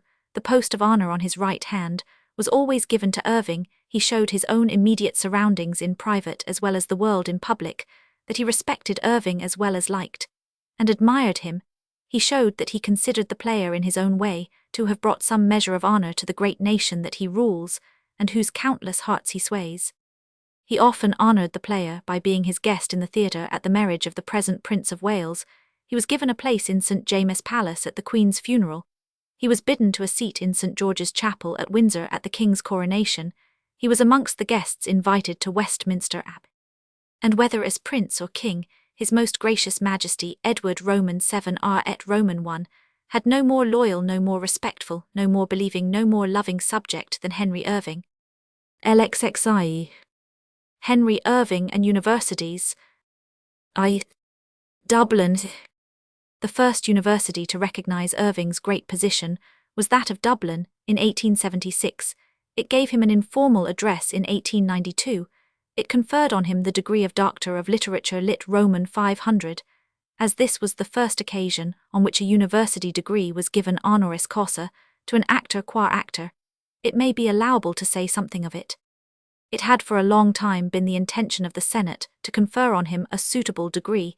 The occasion came in the celebration of the tercentenary of the university, which was founded by Queen Elizabeth. In order to be present, Irving had to go out of the bill at the Lyceum, where we were then playing Henry Roman 80, and I travelled to Dublin by the mail of Tuesday 5th July. We had heard that the Dublin folk and the Irish generally were very pleased that he was to receive the honour, but the first evidence we saw of it was the attitude of the chief steward on the mail boat. He could not make enough of Irving, and in his excitement confused his honours and invented new ones. He was at a loss what to call him. He tried Doctor, but it did not seem to satisfy him. Then he tried Sir Henry's, was 3 years before he was knighted, but this also seemed inadequate. Then he tried Doctor Sir Henry. This seemed to meet his ideas, and to it he stuck. The function of the conferring of degrees was a most interesting one. The mere pageant of it was fine. There were representatives of nearly all the universities of the world, each in its proper robes. As Irving passed to his place in the examination hall, he was loudly cheered. I was of course not close to him. I sat with the Senate, of which I am a member. He looked noble and distinguished, and the robes seemed to suit him. His height and 394 bearing and lean figure carried off the peculiarly strong mass of colour. The robes of the Dublin Doctor of Literature are scarlet robes, with broad facing of deep blue and scarlet hood, with blue lining the cap. Is the usual academic mortarboard with long tassel, when Irving was present at the formal opening of the Royal College of Music, where all who were entitled to do so wore academic dress. His robes stood out in startling prominence. Of course, each recipient of a degree received an ovation, but there was none so marked as that to Irving. He went up with the President of the Royal Academy, Sir Frederick, afterwards Lord Leighton, and Mr. now Sir Lawrence Alma-Tadema, these three being bracketed in the agenda of the function. When the conferring of degrees was over, and the assembly in the examination hall poured out into the quadrangle, Irving was seized by a great body of some hundreds of students, and carried to the steps of the dining hall opposite, where he was compelled to make a speech. At the banquet that night, there was something of a faux pas which was later much commented on in the toast list, was one science, literature and art. This was proposed by the Marquis of Dufferin and Ava, and was responded to for science by Lord Kelvin, for literature by the Bishop of Derry, and for art by Sir Frederick Leighton. The latter was of course quite correct, for the President of the Royal Academy is naturally the official mouthpiece for the voice of art in this country. The mistake was that in speaking for art, Sir Frederick limited himself to painting. He spoke in reality for himself and Alma Tadema, but ignored completely the sister art of acting, the chief exponent of which was a fellow recipient of the honour which he himself had received that day, and who was present as a guest at the banquet.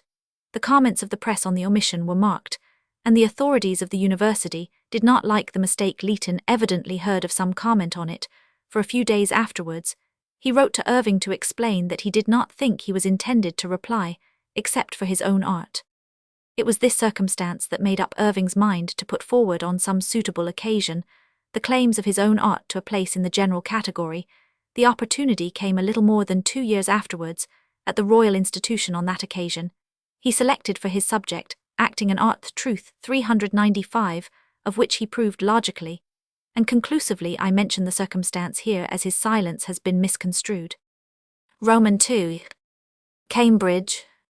The second university to honour the player was Cambridge. The occasion was this. He was asked by the Vice-Chancellor, Mr. Hill, to give the Reed Lecture for 1898.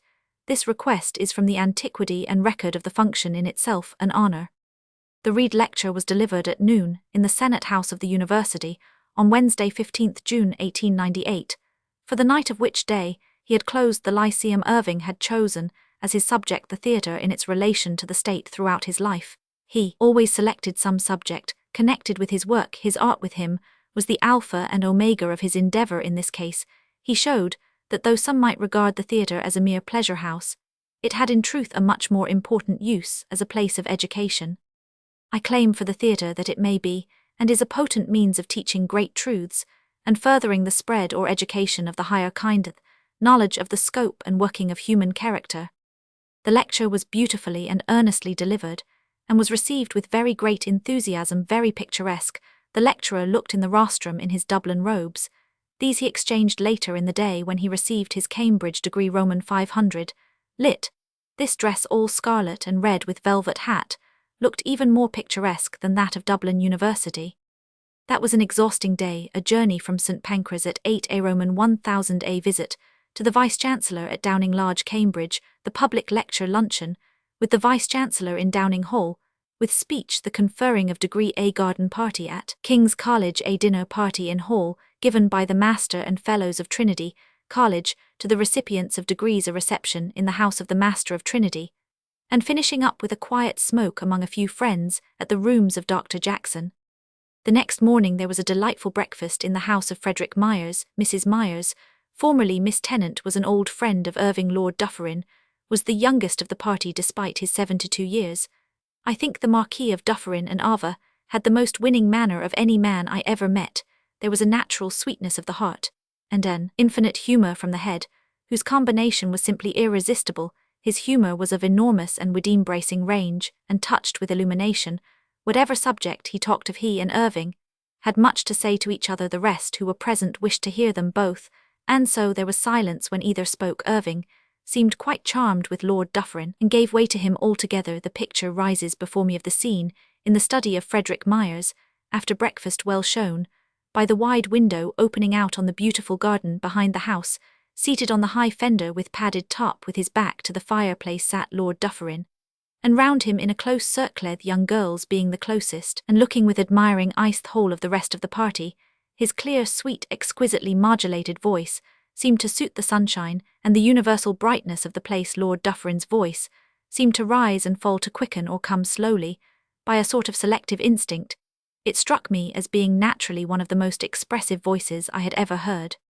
That night Irving played the medicine man at the Lyceum, and I thought I detected here and there a trace of the influence of Lord Dufferin in the more winning passages of the play. Roman 3. Glasgow. Irving now held university degrees from Ireland and England. The Scottish degree came in another year for a long-time professor, Herbert Story. Roman 500, Roman 500, Roman 100, Roman 500. The professor of ecclesiastical history at the University of Glasgow had a very high opinion of Henry Irving, and of the good work which he had done for education and humanity. I remember well a talk which Dr. Story had with me in his study, after I had lunched with him on 26 June 1896. Incidentally, He mentioned that he thought his university should give Irving a degree 2 years after 22nd October 1898. He told me that it was in contemplation to carry 397 this out. In the following year, Professor Story was presented by the Queen to the principalship of the university on the resignation of Dr. Caird from that high position on the 20th July 1899. The honour was actually completed when Irving was invested with his degree of Roman 100 Roman 500. That was, I think, the only honourable occasion of Irving's life since 1878, at which I was not present, but it was quite impossible. I was then in bed with a bad attack of pneumonia. I had been looking forward to the occasion for Principal Story, and his wife and daughters were friends of mine, as well as of Irving. I read, however, of the heartiness of his reception, both in the Bute Hall where the degrees were conferred, and by the great mass of students without. Roman 4. Oxford. On Sunday 7th March 1886 Irving and I went to Oxford to stay with W. Roman 50 Courtney. Then a dawn of New College for some years, the two men had been close friends, and Courtney, whenever he was in London, would come to supper in the beefsteak room. This Oxford visit was arranged for some time, for Courtney was anxious to have Irving meet some of the heads of colleges. The dinner was naturally a formal one, for in Oxford a very strict order of precedence rules. The Vice-Chancellor of the University, Dr. Jowett, Master of Balliol College, was there also the Master of University, the President of Magdalen, and the Warden of Merton. The last three with their wives. Professor Max Muller was also a guest. His wife and daughter completed the party of 14. Jowett was in great form that evening. He was always a good and original talker, but he seemed on that evening to be on his mettle. During dinner, one of the ladies sounded to Irving the praises of the Ober Ammergau play. It's fine, affects its deep moral teaching, and so forth. Irving listened attentively, and presently said quietly, "If it is so good, they ought to bring it to the Crystal Palace." The lady was quite shocked, and turning to the Vice-Chancellor said, "Oh, Mr. Vice-Chancellor, do you hear what Mr. Irving says, that the Ober Ammergau play should be brought to the Crystal Palace?" The pause round the table was marked. All wanted 398, eagerly, to hear what the Vice-Chancellor, who in those days ruled Oxford, would say to such a startling proposition. His answer startled them afresh when it came. "Why not?" The result of the rapprochement which Courtney had so kindly effected was that Irving was asked to give an address at the university. He, of course, assented to the honourable request, and the date was fixed for Saturday 26th June. The subject which he chose for the discourse was English actors, their characteristics, and their methods. On arriving at Oxford on the day, he and I went at once with W. Roman 50 Courtney, who had met us at the station, to the new examination hall, where the address was to be given. Irving always liked to see beforehand the place in which he was to act or speak from. There we drove to Balliol, where we were staying with the master, at 9:30. We went to the hall with him. The great hall was crowded to suffocation with an immense audience, and the reception was warm in the extreme. The discourse was received with rapt attention, pointed with applause, and the conclusion was followed by a salvo of cheers. Then came the presentation of an address made by the Vice-Chancellor in a delightful, carefully worded speech. Amongst other things, Dr. Jowett said, "I express our admiration of him for the great services which he has rendered to the world and to society by improving and elevating the stage." Then, after explaining the views of Plato, on whose work he was so supreme an authority, regarding the Rhapsodist, and of Socrates on the same subject, and following up the views of the latter with regard to the good company, he went on, "The drama is the only form of literature which is not dead, but alive, and is always being brought to life again and again by the genius of the actor. The indirect influence of the theatre is very great, and tends to permeate all classes of society, so that the condition of the stage is not a bad index or test of a nation's character, and those who, regardless of their own pecuniary loss or gain, have brought back Shakespeare to the English stage, who have restored his plays to their original form, who have quickened in the English people the love of his writings, and the feelings of his greatness, may be truly considered national benefactors. Surely a noble tribute this, from a man of such personal and official distinction, to the worth of the drama, the stage, and the great actor to whom his praise was given.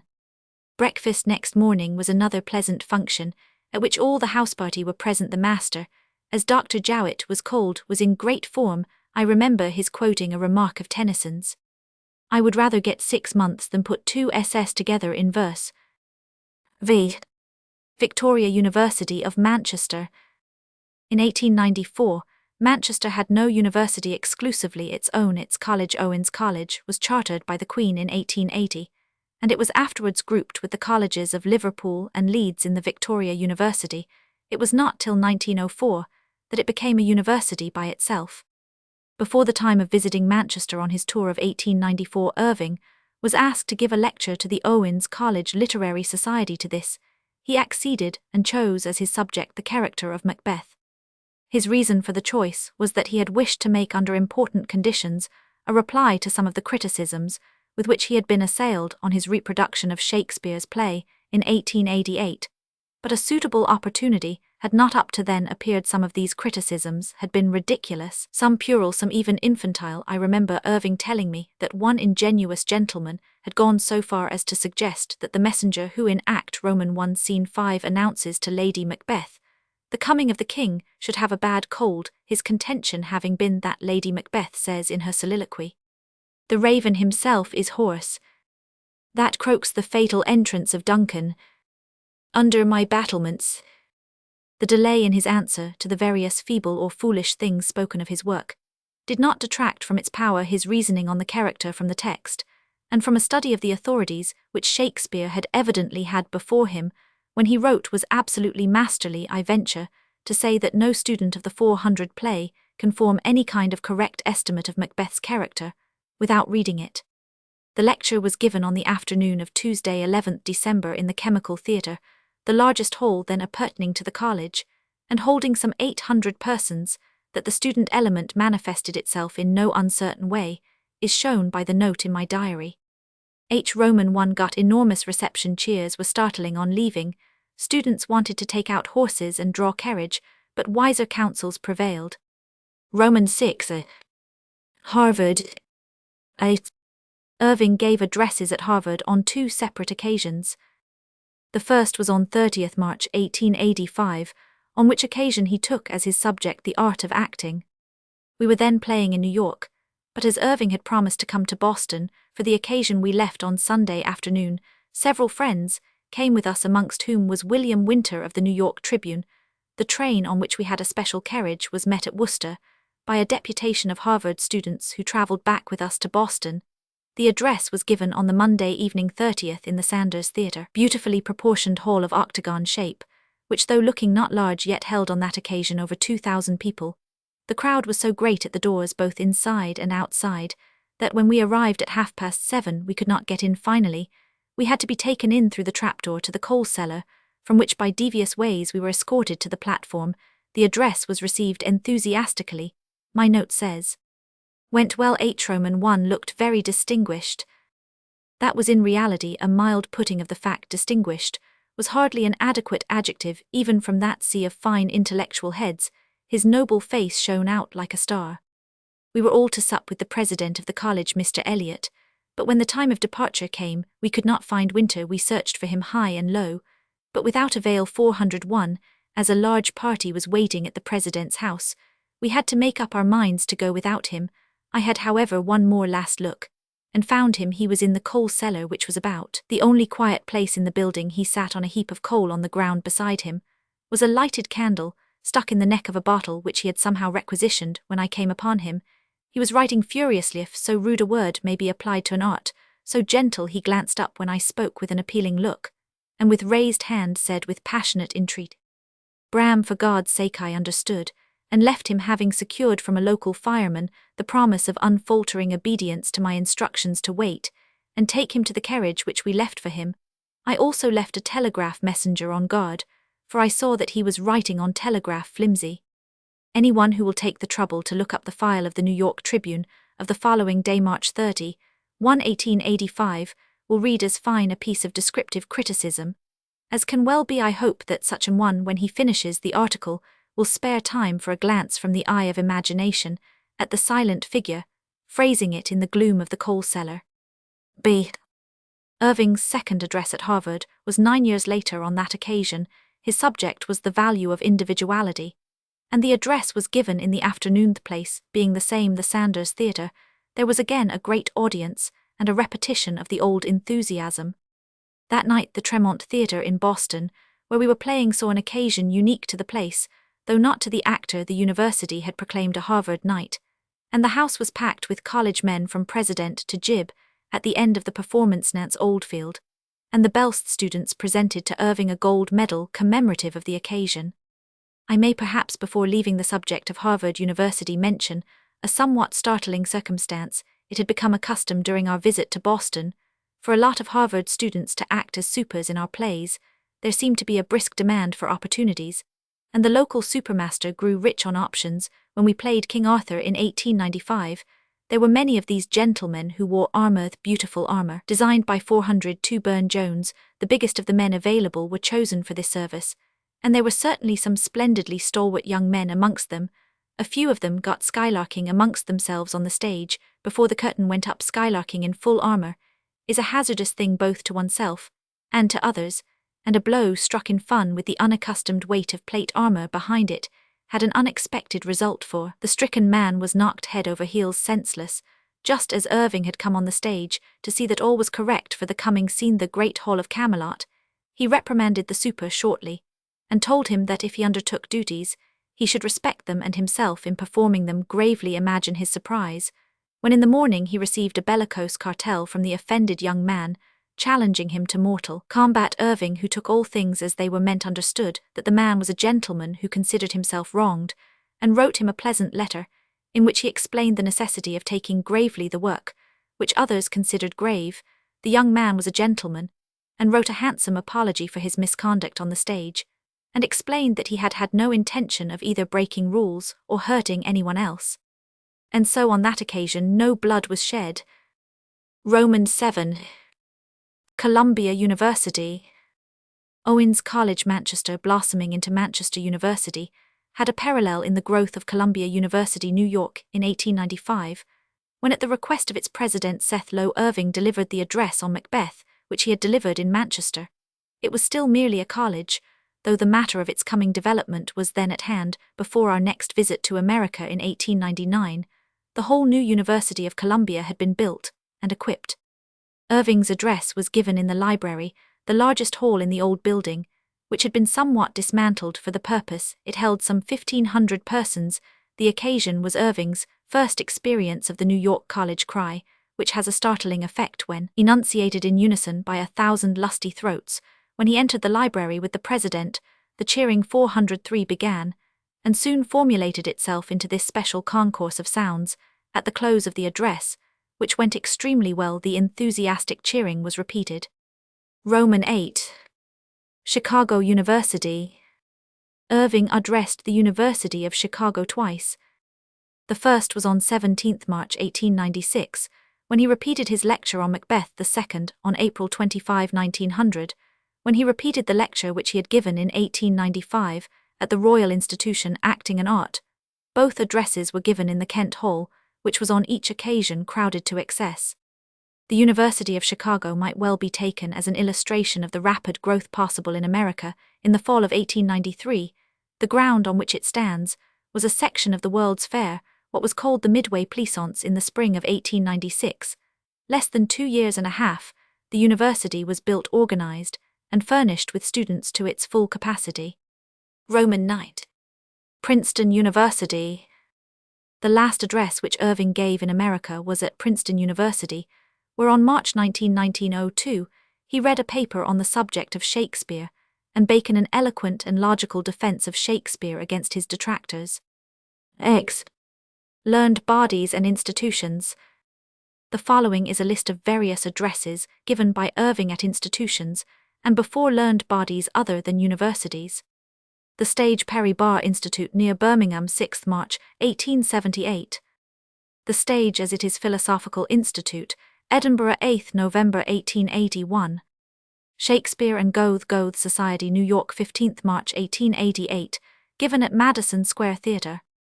Hamlet Literary and Scientific Institute, Wolverhampton, 18 February 1890. This was given at the Agricultural Hall. The Art of Acting, Philosophical Institute, Edinburgh, 9 November 1891. This was given in the Music Hall. Shakespeare as a Playwright, 20th Century Club, Chicago, 2 November 1893, given in the private theatre in the house of Mr. George Pullman. Municipal Theatre's Literary Institute, Walsall, 26 September 1894, given in the Grand Theatre. Acting and Art, Royal Institution, London, 1st February 1895. Macbeth Contemporary Club, Philadelphia, 17th April 1886, given at the New Art Gallery, also at the Catholic Social Union, London, 17th May 1898, given at the House of Cardinal Vaughan. Actors and Acting Liberal Club, Buffalo, 4th February 1902. Elegy. Adventures of I over a mine bed. On 9th August 1880, Irving and I went for a short holiday together. The heat in London was very great. We began at Southsea, where we stopped at the Pier Hotel that evening. After dinner in the afternoon, we got a sailboat and went over to Ryde, returning by moonlight the next day. We walked on the esplanade. Southsea was very full, and along the seafront, a vast crowd of people moved in endless procession. Every one seemed to know my companion, and he became surrounded with a crowd, which, though the composing individuals changed, never left him. At last, he got tired of shaking hands and answering endless commonplace questions. In a momentary pause, he said to me, "I can't stand any more of this. Let's get a boat and have a sail. We can get quiet that way anyhow."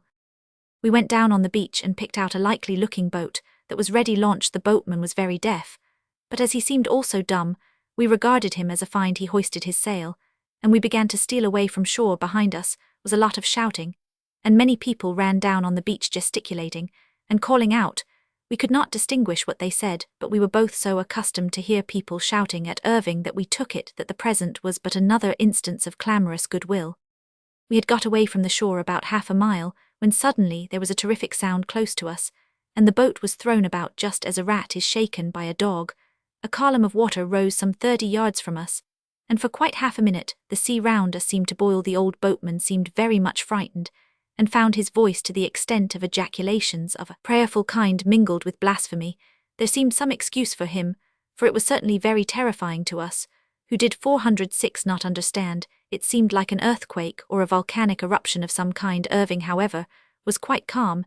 He did not seem put out at all. The only motion he made was to put on his pince-nez, which had been shaken off. I am not, as a rule, very timorous myself. As the sea began to resume its normal calm, it presented a strange appearance. All around us were strewn floating fish, mostly belly up, the white catching the eye. Everywhere there were hundreds of them, all seemingly dead. We lifted a lot of them into the boat. A few did not move at all, but after a while most of them began to wriggle and flop about. These had only been stunned. We had, after the first surprise, taken it for granted that the shock had been from some submarine explosion, but we were content to await developments. When the boatman began to get over his agitation, he enlightened us. They torpedoes, they've fired 'em by wire from Fort Monkton. Silly I am not to have thought on 'em and kept out of the way. Then he explained that the event of the day was to be an attack on Fort Monkton, Lowling Fort, which guards the mouth of the harbour at Portsmouth. Be the Glatton, then the most up-to-date of our scientifically equipped ships. We appeared to have come right over the mine-bed. The prudent fisherman had by this time put his boat's head against such wind as there was, and began to gather up the unforeseen harvest of the sea. He was intent on this, though his hands shook, and he kept looking around him apprehensively. We drifted with the tide. Presently, a little distance in front of us, another mine went off, and our friend got agitated afresh. He implored us to come away, and began to slack the sheet, which he had drawn tight. Irving had lit a cigar, and was calmly smoking. He had evidently taken a common-sense view of the situation. "Why should we come away? We are, I take it, in about as safe a place as can be. The mines here have been fired, and we don't know where the others are. If we go on, no matter in what direction, we shall probably come across another explosion. Let us stay where we are and enjoy ourselves." And stay we did, and enjoyed to a certain extent the thunder of the cannon, which later on, when the attack developed, rolled over the water, and was brought to our ears, we being so close to the surface, in a way to make us feel as if each fresh explosion was close at hand. I think, however, that we both enjoyed the attack more that night, when the actual sham battle was fought. In those days, searchlights were new and rare. Both the Glatton and Fort Monkton were well equipped with them, and during the attack the whole sea and sky and shore were perpetually swept with the powerful rays. It was in its way a noble fight, and as then most people were ignorant of the practical working of the new scientific appliances of war, it was instructive, as well as fascinating. We, who had been out in the middle of it during the day, could perhaps appreciate its possibilities better than ordinary civil folk, unused to the forces and horrors of war. Roman 2. Fires. The first fire of which Irving and I were spectators together was in November 1881. We were playing at Edinburgh, and stayed in the old Edinburgh Hotel, opposite the Scott Memorial. The house was pulled down long since the hotel was made up of several houses thrown into one, and was of the ramshackle order. It would have been easily set on fire, and had it got well alight nothing could have saved it. Loveday and I supped with Irving in his sitting room on the second story, and after supper were enjoying our smoke. It was then late for Edinburgh, nearly 1 o'clock. As we sat, we heard a queer kind of roaring and crackling sound in the passage outside. "That sounds like a fire," I said, and ran out to see if I could help. In the passage a curious scene presented itself. A sort of housemaid's closet in the back wall was well alight. The flames were roaring. The night porter, when collecting the boots, had seen it, and was now trying to put it out. He was in a really dangerous position, and was behaving very bravely. I ran up to my room just overhead, and brought down 2 great jugs of water which were on my washhand stand. When I got down, a tall man was standing near the closet, and talking very angrily to the porter. He was attired in a long white nightshirt, under which his bare feet and legs displayed themselves. He was not making the least effort to help, but kept on abusing the man who was working 408, considering that the chances were that in a few minutes the whole hotel would be on fire, with what awful result none could foresee. It was strange conduct in the midst of the hurry, for by this time we were all doing what we could. I had to laugh at the absurd situation, and his out-of-place blaming. "This is a pretty nice sort of thing for a gentleman staying in your damned hotel to have to endure. Do you always do this sort of thing, sir?" "Nice thing, indeed, a gentleman to be waked up out of his bed by your infernal stupidity in setting the house on fire. Are we all to be burned in our beds? Nice sort of conduct, indeed. Edinburgh should be ashamed of itself." We were all hard at work, but were doing little good. The porter, who knew the place, was trying to get at the water tap within. He succeeded at last, and when a jet of water could be used in that narrow space, the fire was soon held in check. We stood for a while to admire the angry stranger still jawing away at the porter, who took not the least notice of him. By this time, the other guests were alarmed, and came running out of their rooms in various stages of night gear and partial dressing, till the passage was thronged with frightened women and men full of inquiries. When we went back to the room to finish our smoke, we left them all there. The unclad stranger was in the midst, still in a sublime state of indifference to decorum, haranguing at what or whom he did not seem to know, for the porter had gone in the room. Irving said, as he cut the end of a fresh cigar, "I wish I had that fellow's self-conceitor, even a bit of it. With it I could do anything." B. The next fire we were at was on 6 December 1882. We had supped together in the Lyceum after the play, and were leaving tolerably early. We were going out by the private door in Burley Street, when there came a sudden red glare in front of us, a little to the right or north, just as Irving was crossing the sidewalk to the cab. In those days, he always used a four-wheeler. He did not have a brougham till 12 or 13 years later, and then it was a hired one. "Hullo," said Irving, "there is a fire. It seems pretty close too. I suppose you're off." It was a standing joke with him against me that whenever there was a fire within range, I was off to 409. At Hotfoot, I was just putting on heavy shoes when a vehicle stopped hurriedly at the door, and there was a loud rapping. I ran out. Irving was back. "Come quick," he said, "don't wait to change. It's the Alhambra." We jumped into the cab, and the man drove for all he was worth. We got into Leicester Square, just as the police were clearing the place, and forming a cordon. All the Bow Street men knew us both, and they hurried us into a doorway, just where the Empire Music Hall is now. From there, we had a splendid view, the place all to ourselves. The fire had made quick headway, and as we got to our place, the whole theatre seemed alight within, and the flames burst out of the windows. The fire brigade got to work quick, but when a building of that size, and with so large an interior, gets alight, there is no checking it within a time which seemed incredibly short. The roof began to send up sparks and flames, and then all at once it seemed to be lifted, and to send up a fiery column of flames and sparks and smoke and burning ashes, which a few seconds later began to fall round us like rain. There was a terrific crash and more leaping and towering flames, and then the roof fell in. After the fall of the roof, the rest was detail. We waited an hour or so, and then came away. C. At the next fire we were not together. Irving was on the stage of the Star Theatre, New York, and I happened to be standing at the back of the parquet near the aisle, which in all American theatres runs straight back from the orchestra rail. The occasion was the first night of Irving's playing Hamlet in New York, and the house was crowded to excess in every part. The play went well. Incidentally, I may say that it was an enormous success. All went well till the play seen the light for the mimic. Stage was supposed to be given from the attendants ranged on each side carrying torches. These torches were of spirit, as such give leaping flames, which are picturesque, and appear to give good light, though in truth, their illuminating quality is small. Early in the scene one of these torches got overheated, and the flaming spirit running over set fire to one of the stage draperies. The supermaster Marion, who was on in the scene at once, ran over and tore down the curtain, and trampled it out. Through it all Irving never hesitated or faltered for an instant. He went on with his speech. No one could take it from movement, expression, or intonation that there was any cause for concern. Still, a fire in a theatre has very dreadful possibilities, and at the first sign of flame, a number of people rose hurriedly in their seats, as if preparatory to rushing out. There was all over the house a quick, quiet whisper. Sit down, as if in obedience the standers sat. There was but one exception. A lanky, tallow-faced, herring-shouldered young man with fear in his white face dashed up the aisle.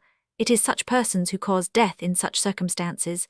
There is a moment when panic can be averted, but once it starts nothing can stop it. The idea of sauve qui pute comes from the most selfish as well as the most weak of human instincts. I feared that this man might cause a panic, and as he dashed up I stepped out and caught him by the throat and hurled him back on the ground. At such a time one must not think of consequences except one which is to prevent a holocaust. The rude elementary method was effective. No one else stirred. I caught the fallen man and dragged him to his feet.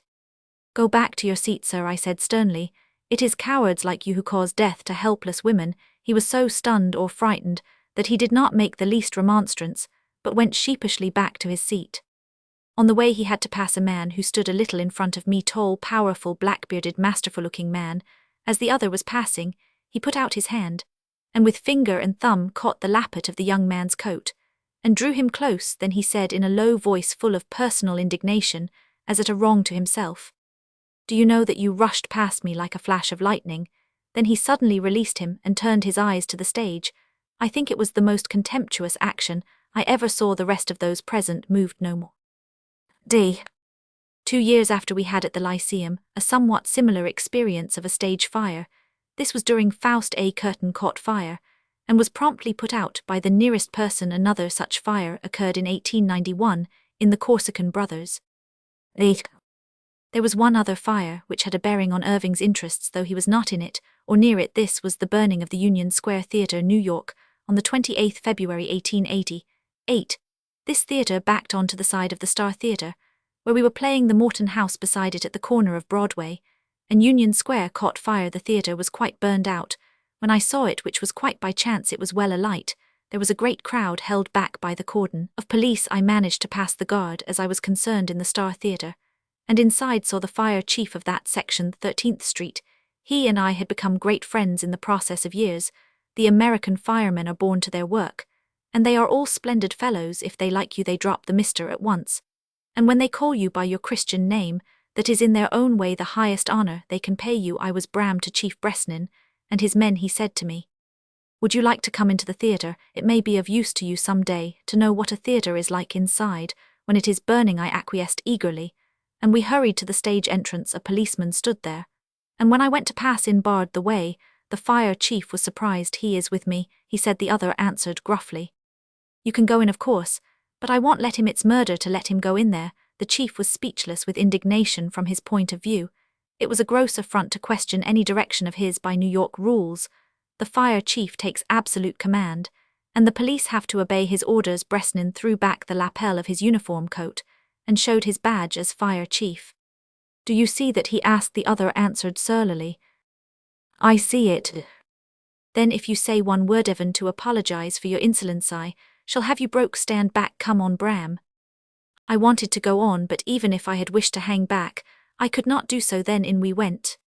The place was a veritable hell. It seemed to be alight in every part.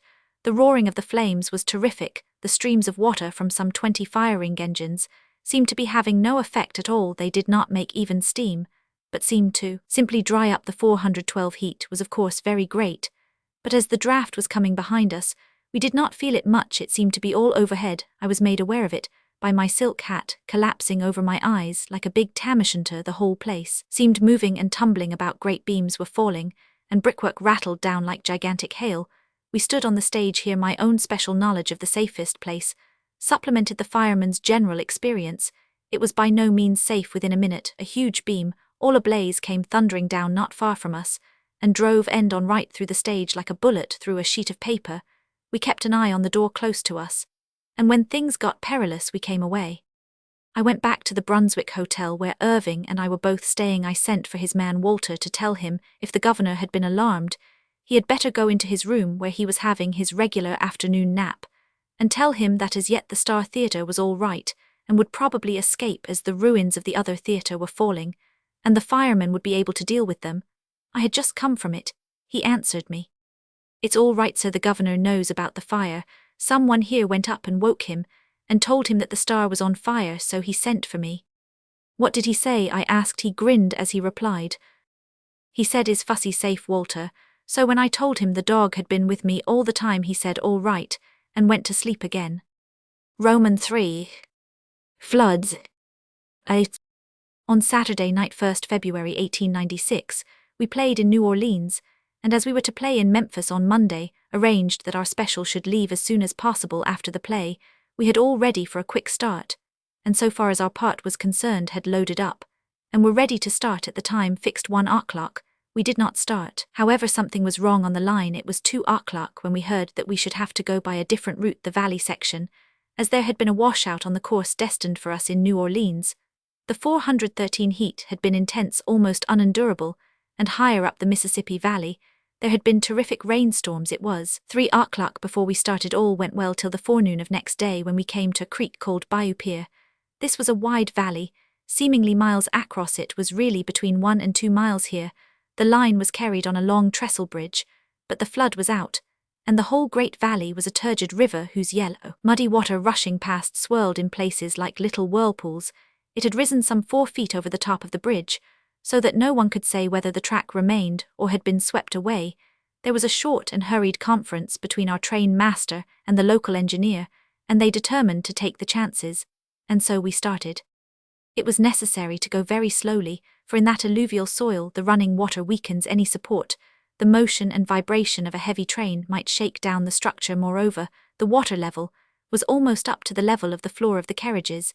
Any wave, however little, might drown out the fires. It was a most remarkable journey. The whole broad surface of the stream was starred with wreckage of all sorts: hayricks, logs, fences, trees, with parts of the roots sticking up in the air now, and again the roof of a barn or wooden shanty of some kind.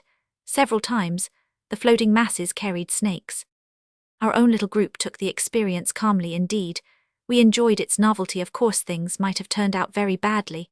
It was on the cards that any moment we might find that the bridge had been swept away. There could be no possible indication to warn us, or the passage of our long train might cause a collapse. In either case, our engine would dive head foremost, and the shock of its blowing up would throw the rest of the train into the flooded bayou.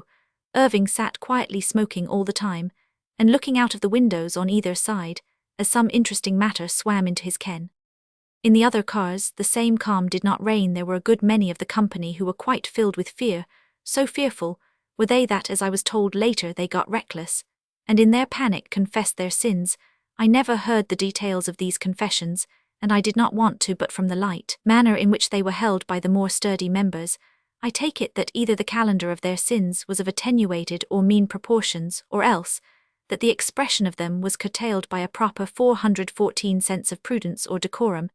Anyhow, we never heard of any serious breach or unhappiness resulting from them. We crossed Bayou Pier at last in safety, and kept on our way. Ours, by the way, was the last train that crossed the bayou.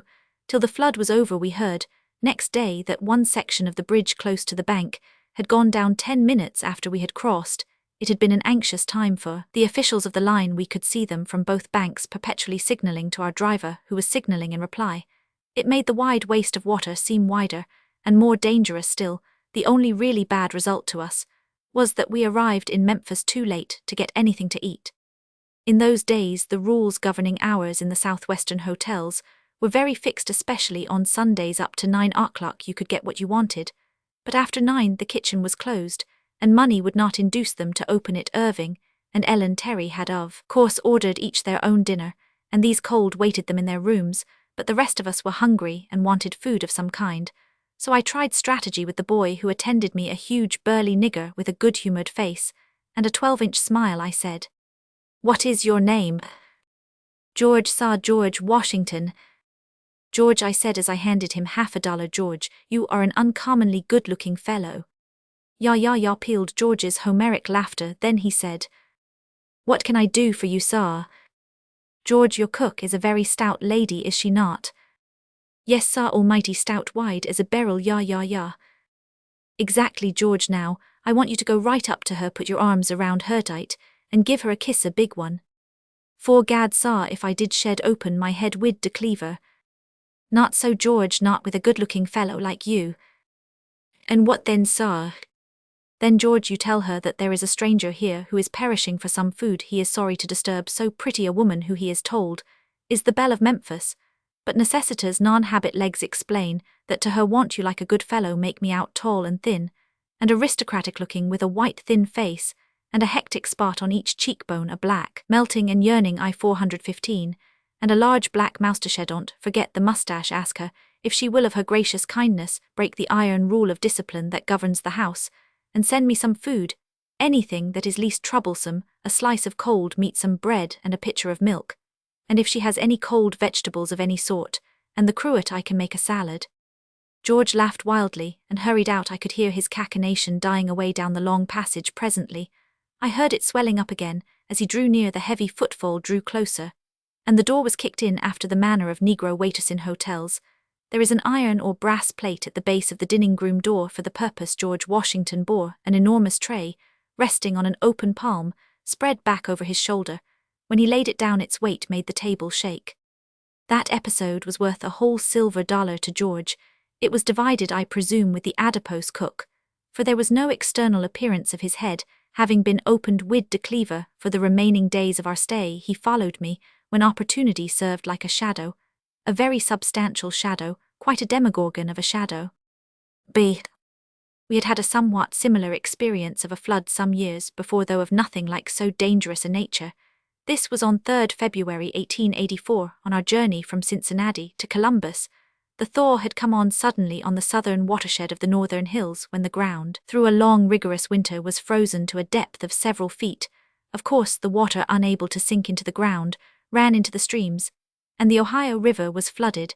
As we left, we could see that it was up to the top of the levee. Later on, it rose some 40 feet higher. It was a record flood. We went by the Panhandle route of the Pennsylvania Railway. As we went, whole tracts of country were flooded. In places we ran where the roads were under water, and a mighty splash our engines sent ahead of her. We went very fast, rushing all the bridges, especially the small ones, of which there were many in a stopping time. I had a chat with the driver Roan, whom the departmaster of Cincinnati had told me he had put on specially because he was a bold driver who did not mind taking a risk. I asked him why he went so fast over the bridges, as I had heard it was much safer to go slow. Not in a flood like this, he answered. You see, the water 416 has been out some time, and the brickwork is all sapped and sodden with wet. Mayhap we may shake a bridge down now and then, but I like them to fall behind me, and not whilst we're crossing. The departmaster told me I was to get you folks in, and by the Almighty I mean to do it if I shake down all the bridges in the Panhandle. Anyhow, this is the last train that will run over the section till the floods are over. Roman 4. Train accidents. 8. At a rough computation, the railroad journeys of Irving's tour ran over 50,000 miles, more than twice round the equator. The journeys were nearly always taken in special trains, running at all sorts of hours, and almost invariably in the bad seasons of the year. It is not to be wondered at, therefore, that we had a certain percentage of accidents. That some of these accidents did not entail loss of life is the source of wonder. Several times we have had the train on fire, once so badly that the danger was very great. It was only by the chance of it being discovered, just as we were coming into a station, that the whole train was not lost, as it was the insurance company had to liquidate damages to our goods to the extent of 500. 3 times the bolt head of the engine has been blown out, once entailing a delay of 6 hours, until not only another engine but another driver who knew the road as well as the engine could be found. B. Once in February 1900, when on our way from Indianapolis to Louisville, some accident or explosion took place, which seemed to shatter the whole engine into scrap iron, but no one was hurt. C. On 17th January 1904, we went from Pittsburgh to Buffalo. The cold was intense. There were 10 feet of snow lying on the hills, And down the Serpentine Valley, our driving wheel got frosted and flew to pieces. Fortunately, we were on a stretch of level ground. Down the valley are here and there the remains of train wrecks on the bank of the river. Our engine was a very powerful 417 one, a great Pennsylvania fast hauler. The great wheel was so thick that I could not lift a seemingly small fragment of it from the ground. The very next week, Sunday, 24th January, when going from Albany to Montreal, we met with another accident. I had been most careful about a good engine, and the agent of the New York Central had given us the spare engine used in case of need for the New York and Chicago flyer. The cold was again intense, and the snow thicker than ever up high amongst the Adirondack Mountains, where the wind roared over hill and through valley. The snowdrifts piled up in places to great heights. That was an exceptionally severe winter, and railroading was hard. We climbed all right to the top of a pass amongst the hills, and were going along steadily, when there was a sharp explosion. Then in a few seconds the train drew up with a jerk. Our saloon was at the end of the train, so it took me some little time to reach the engine, as I had gone outside instead of passing through the train. The road just there was running on an embankment, and the snowplow had swept the track, only leaving the snow piled at the sides, so that to pass the carriages was difficult. Leg deep in the snow on the sloping embankment, the snow lay many feet deep, and as the whole place was intersected with storm rivulets, there were great holes like caverns in the snowdrift. The other men had also tumbled out of their carriages in much concern. We came across the train crew working in frantic haste. They told us that both the driver and the fireman were missing, and they feared that they had been blown off into one of the watercourse cavities. In such case either or both might die before we could find them, for these cavities were secret. They were honeycombed out beneath the blanket of snow. Very shortly we found the fireman. He had been on the outside of the engine when the explosion had occurred, and was blown into the snowdrift head down. He was nearly choked when he was taken out. But there was no sign of the driver, and the search went on immediately after the accident. The brakesman had run back on the track to flag danger, lest any other train should come down upon us. This is the imperative rule in such cases. When he had done this duty, he was to run along the track to the last station. We had passed about a mile back and bring help. I was back on the line about a quarter of a mile, when an engine 418 piled with men came up at a furious pace. As it drew near, the men began to call, "Has he been found?" I shook my head. Close to our train they stopped, and the men leaping from the engine spread themselves along the slopes of the embankment, beginning a systematic search. Presently, one of the crew of our train came along leaping through the deep snow, calling out that the driver was found, and was on the engine. We rushed back, and found him there, smearing his burns, which were pretty bad with oil. The explosion had set his clothes on fire, but he had not lost his head. He had waited to turn the steam off, and then had taken a header into the deep snow, wherein he had rolled himself, till he had put the fire out, when he had managed to crawl out of his burrow. The others of the crew, seeing the engine empty, had gone back to make search for him. He, not knowing that he was missed, had climbed quietly back into his cab. When Irving heard of the man's gallantry in stopping, whilst all on fire, to turn off steam before thinking of himself, he said it was a thing that should be rewarded in a marked way. He was quite willing to give the reward himself, but he thought that the company would like to and ought to join in it, so we got up a subscription which he headed. We handed to the injured men a little purse of $61. They declared that they would like to take their injuries over again, any time, for half the money or a quarter of the kindness. 8.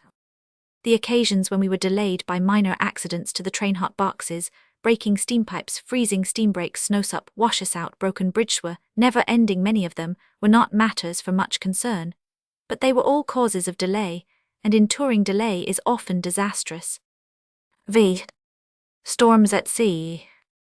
8. Irving was across the Atlantic 18 times, of which one in 1886 was for a summer holiday trip. Of course, there were many times when there was bad weather, but on one crossing in 1899, we encountered a terrific storm. The waves were greater by far than 419, any I had ever seen. Even when I crossed in the Germanic in the February of the same year, during the week of the worst weather ever recorded on this occasion, we were on board the Atlantic transport SS Marquette. The weather had been nice for 3 days from our leaving London, but in the afternoon of the 4th day, 18th October, we ran into the track of a hurricane. As we went on, the seas got bigger and bigger, till at last they were mountainous when we were down in the trough. The waves seemed to stand up higher than our masts. The wind was blowing furiously, something like 100 miles an hour, but there was no rain. The moon came out early, a splendid bright moon still in its second quarter, so that when night fell the scene was sublimely grand. We forged on as long as we could, but the screw raced so furiously, as the waves swept past us, that we had perforce to lie by for 6 hours.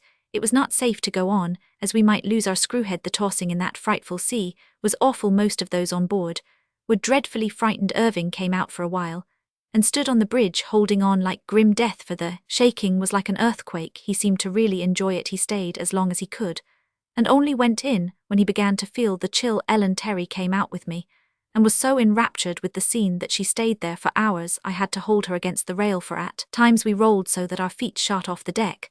I showed her how to look into the wind, without feeling it, to hold the eyes just above the bulwarker, the dodger. If you are on the bridge end, a few inches away from it, the wind strikes below you and makes a clear section. Circle right over and round your head, you remaining in the calm, to test the force of the wind. I asked her to put out her hand, palm out, so as to make a fair resistance, but she could not hold it for an instant. Neither could I. My hand was driven back, as though struck with a hammer. In the companionway of the Marquette, several trunks too large for the adjacent cabin had been placed. They had been carefully lashed to the handrail, but in that wild sea they strained at their lashings, rising right off the ground, the way a chained dog does when he raises himself on his hind legs. One of the trunks belonging to Irving, a great leather one full of books and papers, was lashed by its own straps. In the companionway had gathered nearly all the passengers, huddled together for comfort, especially the women, who were mostly in a panic. In such cases, the only real comfort a poor woman can have is to hold on to a man. I 420 happened to be a big one, and therefore of extra desirability in such cases of stress. I was sitting on a trunk on the other side of the companionway from Irving's trunk, surrounded by as many of the womenkind as could catch hold of me, when in a roll of extra magnitude the leather straps gave way, and the trunk seemed to hurl itself at us. I shoved the women away right and left, but missed clearing its course myself by the fraction of a second. The corner of it caught me on the calf sideways, fortunately just clearing the bone another half-inch, and I should certainly have lost my leg. I was lifted into the music saloon, which was close at hand, and my trouser leg cut open. We had 3 American footballers on board, and these at once began to rub and knead the injured muscle, quite the best thing to do then.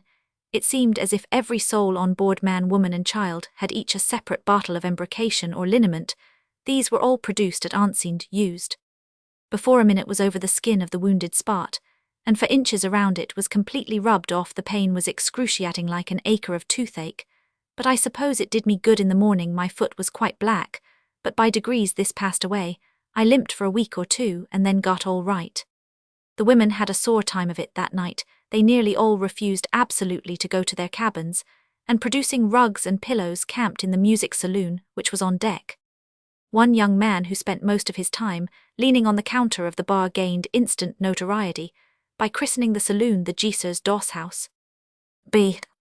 On Saturday, 5th October 1901, we left the Thames for New York on the Atlantic transport SS Minnehaha. In the river, the wind began to blow, and by the time we rounded the South Foreland, a whole gale was on. Our boat was a large one, so that we on board did not mind, but it was a bad time for the pilot, whom we had to shed at Dover. The rowboat to take him off had come out to us in the comparative shelter of the good winds, and had trailed beside us on the starboard quarter, nearly swamped in the rough sea. When we slowed down off Dover, the sea seemed to get worse than ever to look at it in the darkness of the night. Each black slope, crested with white as the lighthouse lit up its savage power, one could not believe that a little boat could live in it. It took the men on board all their time to keep her bailed. A number of us men had gone down on the afterdeck to see the pilot depart. He 421 was a huge man, tall as he was. The breadth of his shoulders seemed prodigious when he descended the rope ladder and debarked, which was a deed requiring skill and nerve. He seemed to overweight the little boat. He so towered over the 2 men in it when a few strokes took them out of the shelter of our good ship. The boat, as she caught the gale, lurched sideways so much that it looked as though she were heeling over. My own heart was in my mouth. I heard a sudden loud laugh behind me, and turning round saw one of the passengers, a stranger to me. I cried out with angry indignation, "What the devil are you laughing at? Is it to see splendid fellows like that in danger of their lives? You ought to be ashamed of yourself." The men could actually hear you for a few seconds. He continued laughing wildly, then turning to me said quite heartily, "Sorry, it's a shame, I know, but I could not help laughing despite myself, and my indignation. I could not help smiling." "What at?" I said again. "There's nothing to laugh at there." "Well, my dear fellow," he gasped out, "I was laughing just to think that I am not a pilot, And once again his wild laughter pealed out. Roman 6. Falling scenery. In the great mass of scenery in a theatre, and its many appliances, some of considerable weight resting overhead, there are certain elements of danger to those on the stage. Things have to be shifted so often and so hastily that there is always room for accident no matter what care may be exercised. For instance, in Abbey's Theatre in New York afterwards, the Knickerbocker and the first night of Irving's playing Macbeth, one of the limelight men who was perched on a high platform behind the proscenium up fell on the stage together with the heavy gas cylinder beside him. The play was then over, and Irving was making a speech in front of the curtain happily. The cylinder did not explode. The man did not seem at the moment to be much injured, but he died on his way to hospital. Had anyone been waiting underneath in the wing, as is nearly always the case all through a play, that falling weight must have brought certain death. I have myself seen Irving lifted from the stage by the act drop catching his clothing. I have seen him thrown into the cut in the stage, with the possibility of a fall to the mezzanine floor, below 422. On another occasion, something went wrong with the bracing up of the framed cloths, and the whole scene fell about the stage.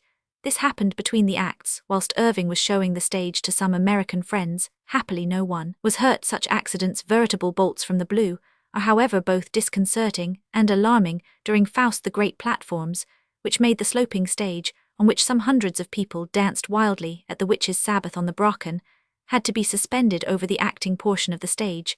The slightest thing going wrong would have meant death to all underneath. In such cases, there must always be great apprehension. Romans 7.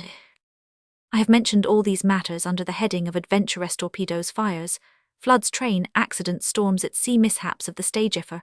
A special reason. Not once in the 27 years of our working together did I ever see a sign of fear on Henry Irving, whether danger came in an instant unexpectedly or slowly to expecting eyes. It never disturbed him. Danger of any kind, so far as I ever had the opportunity of judging, always found him ready. When he was lying ill at Wolverhampton in the spring of 1905, Ellen Terry ran down from London, where she was then playing, to see him. She had known from me and others how dangerously ill he had been, and was concerned as to how fear of death might act on his strength. She had asked him if he had such fear. Her description of the occasion, as she gave it to me after his death, left the matter settled. He looked at me steadily for a minute, and then, putting his third finger against his thumb like that, held his hand fixedly for a few seconds. Then, with a quick movement, he snapped his fingers and let his hand fall. How could I not understand? As the great actress spoke, her face, through some mysterious power, grew like Irving's. The raised hand with the fingers interlaced was rigid, till with a sudden movement the fingers snapped, the hand going down. As if propelled from the wrist, it conveyed in a wonderful way the absence of a sense of fear. Even on such a subject as death, even at second hand, it was not possible not to understand. It said as plainly as if in words, not that there was no room for doubt. LXZI. Burning of the Lyceum storage.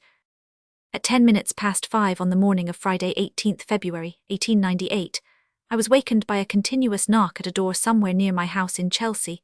I soon discovered that it was at my own house. I went downstairs and opened the door when a muffled-up cab driver gave me a letter. It was from the police station at Bow Street, telling me that the Lyceum storage, Bear Lane, Southwark, was on fire. The four-wheeler was waiting, and I was soon on the way there, as fast as the horse could go. It was a dim, dark morning, bitterly cold. I found Bear Lane a chaos. The narrow way was blocked with firing engines panting and thumping away for dear life. The heat was terrific. There was so much stuff in the storage that nothing could possibly be done till the fire had burnt itself out. All that the firemen could do was to prevent the fire spreading. These premises deserve some special mention, for they played an important part in many ways, as shall be seen. One of the really great difficulties in the management of a London theatre is that of storage. A going theatre has to be always producing new plays, and occasionally repeating the old. In fact, to a theatrical manager, his productions form the major part of his stock in trade. Now no one outside theatrical management, and very few who are inside, can have any idea of the bulk of a lot of plays. In Irving's case, it was really vast. The bulk was almost as big as the whole Lyceum Theatre. To get housing for such is a very serious matter. Scenery is long, difficult stuff to handle. That of the Lyceum was 42 feet long, when the cloths were rolled up round their battens. The framed cloths were 30 feet high and 6 feet wide in the folding plaques. We were always on the lookout for a really fine storage, and at last we heard of one. This consisted of two great high railway arches under the Chatham and Dover Railway, then leased to the Southeastern. It was a part of Southwark where the ground lies low, and the railway line very high so that there was full height for our 424 scenes in the front, was a large yard. We took the premises on a good long lease, and set to work to make them complete for our purpose. The backs of the arches were bricked up, great scaffold poles were firmly fixed for the piling of scenery against them. It is hard to believe what lateral pressure a great pack of scenery can exercise. Before we had occupied this storage a year, one of the poles gave way, and the scenery sinking against the new wall at the back of the arch carried it entirely away. We had to pay expenses of restoration to the injured neighbour, and to compensate him, we had the entire yard in front roofed over, brought in gas which was carefully protected, and water, and made the storage the best of its kind that was known. The experience of a good many years went to the making of it. We had to put in a clause when making the agreement to take the lease for a reason not devoid of humour to anyone not a sufferer by it. When I went to look at the arches, I found them full almost to the top with mudled mud that had been put in wet, and had dried in time to something like the consistency of that to be found at Herculaneum.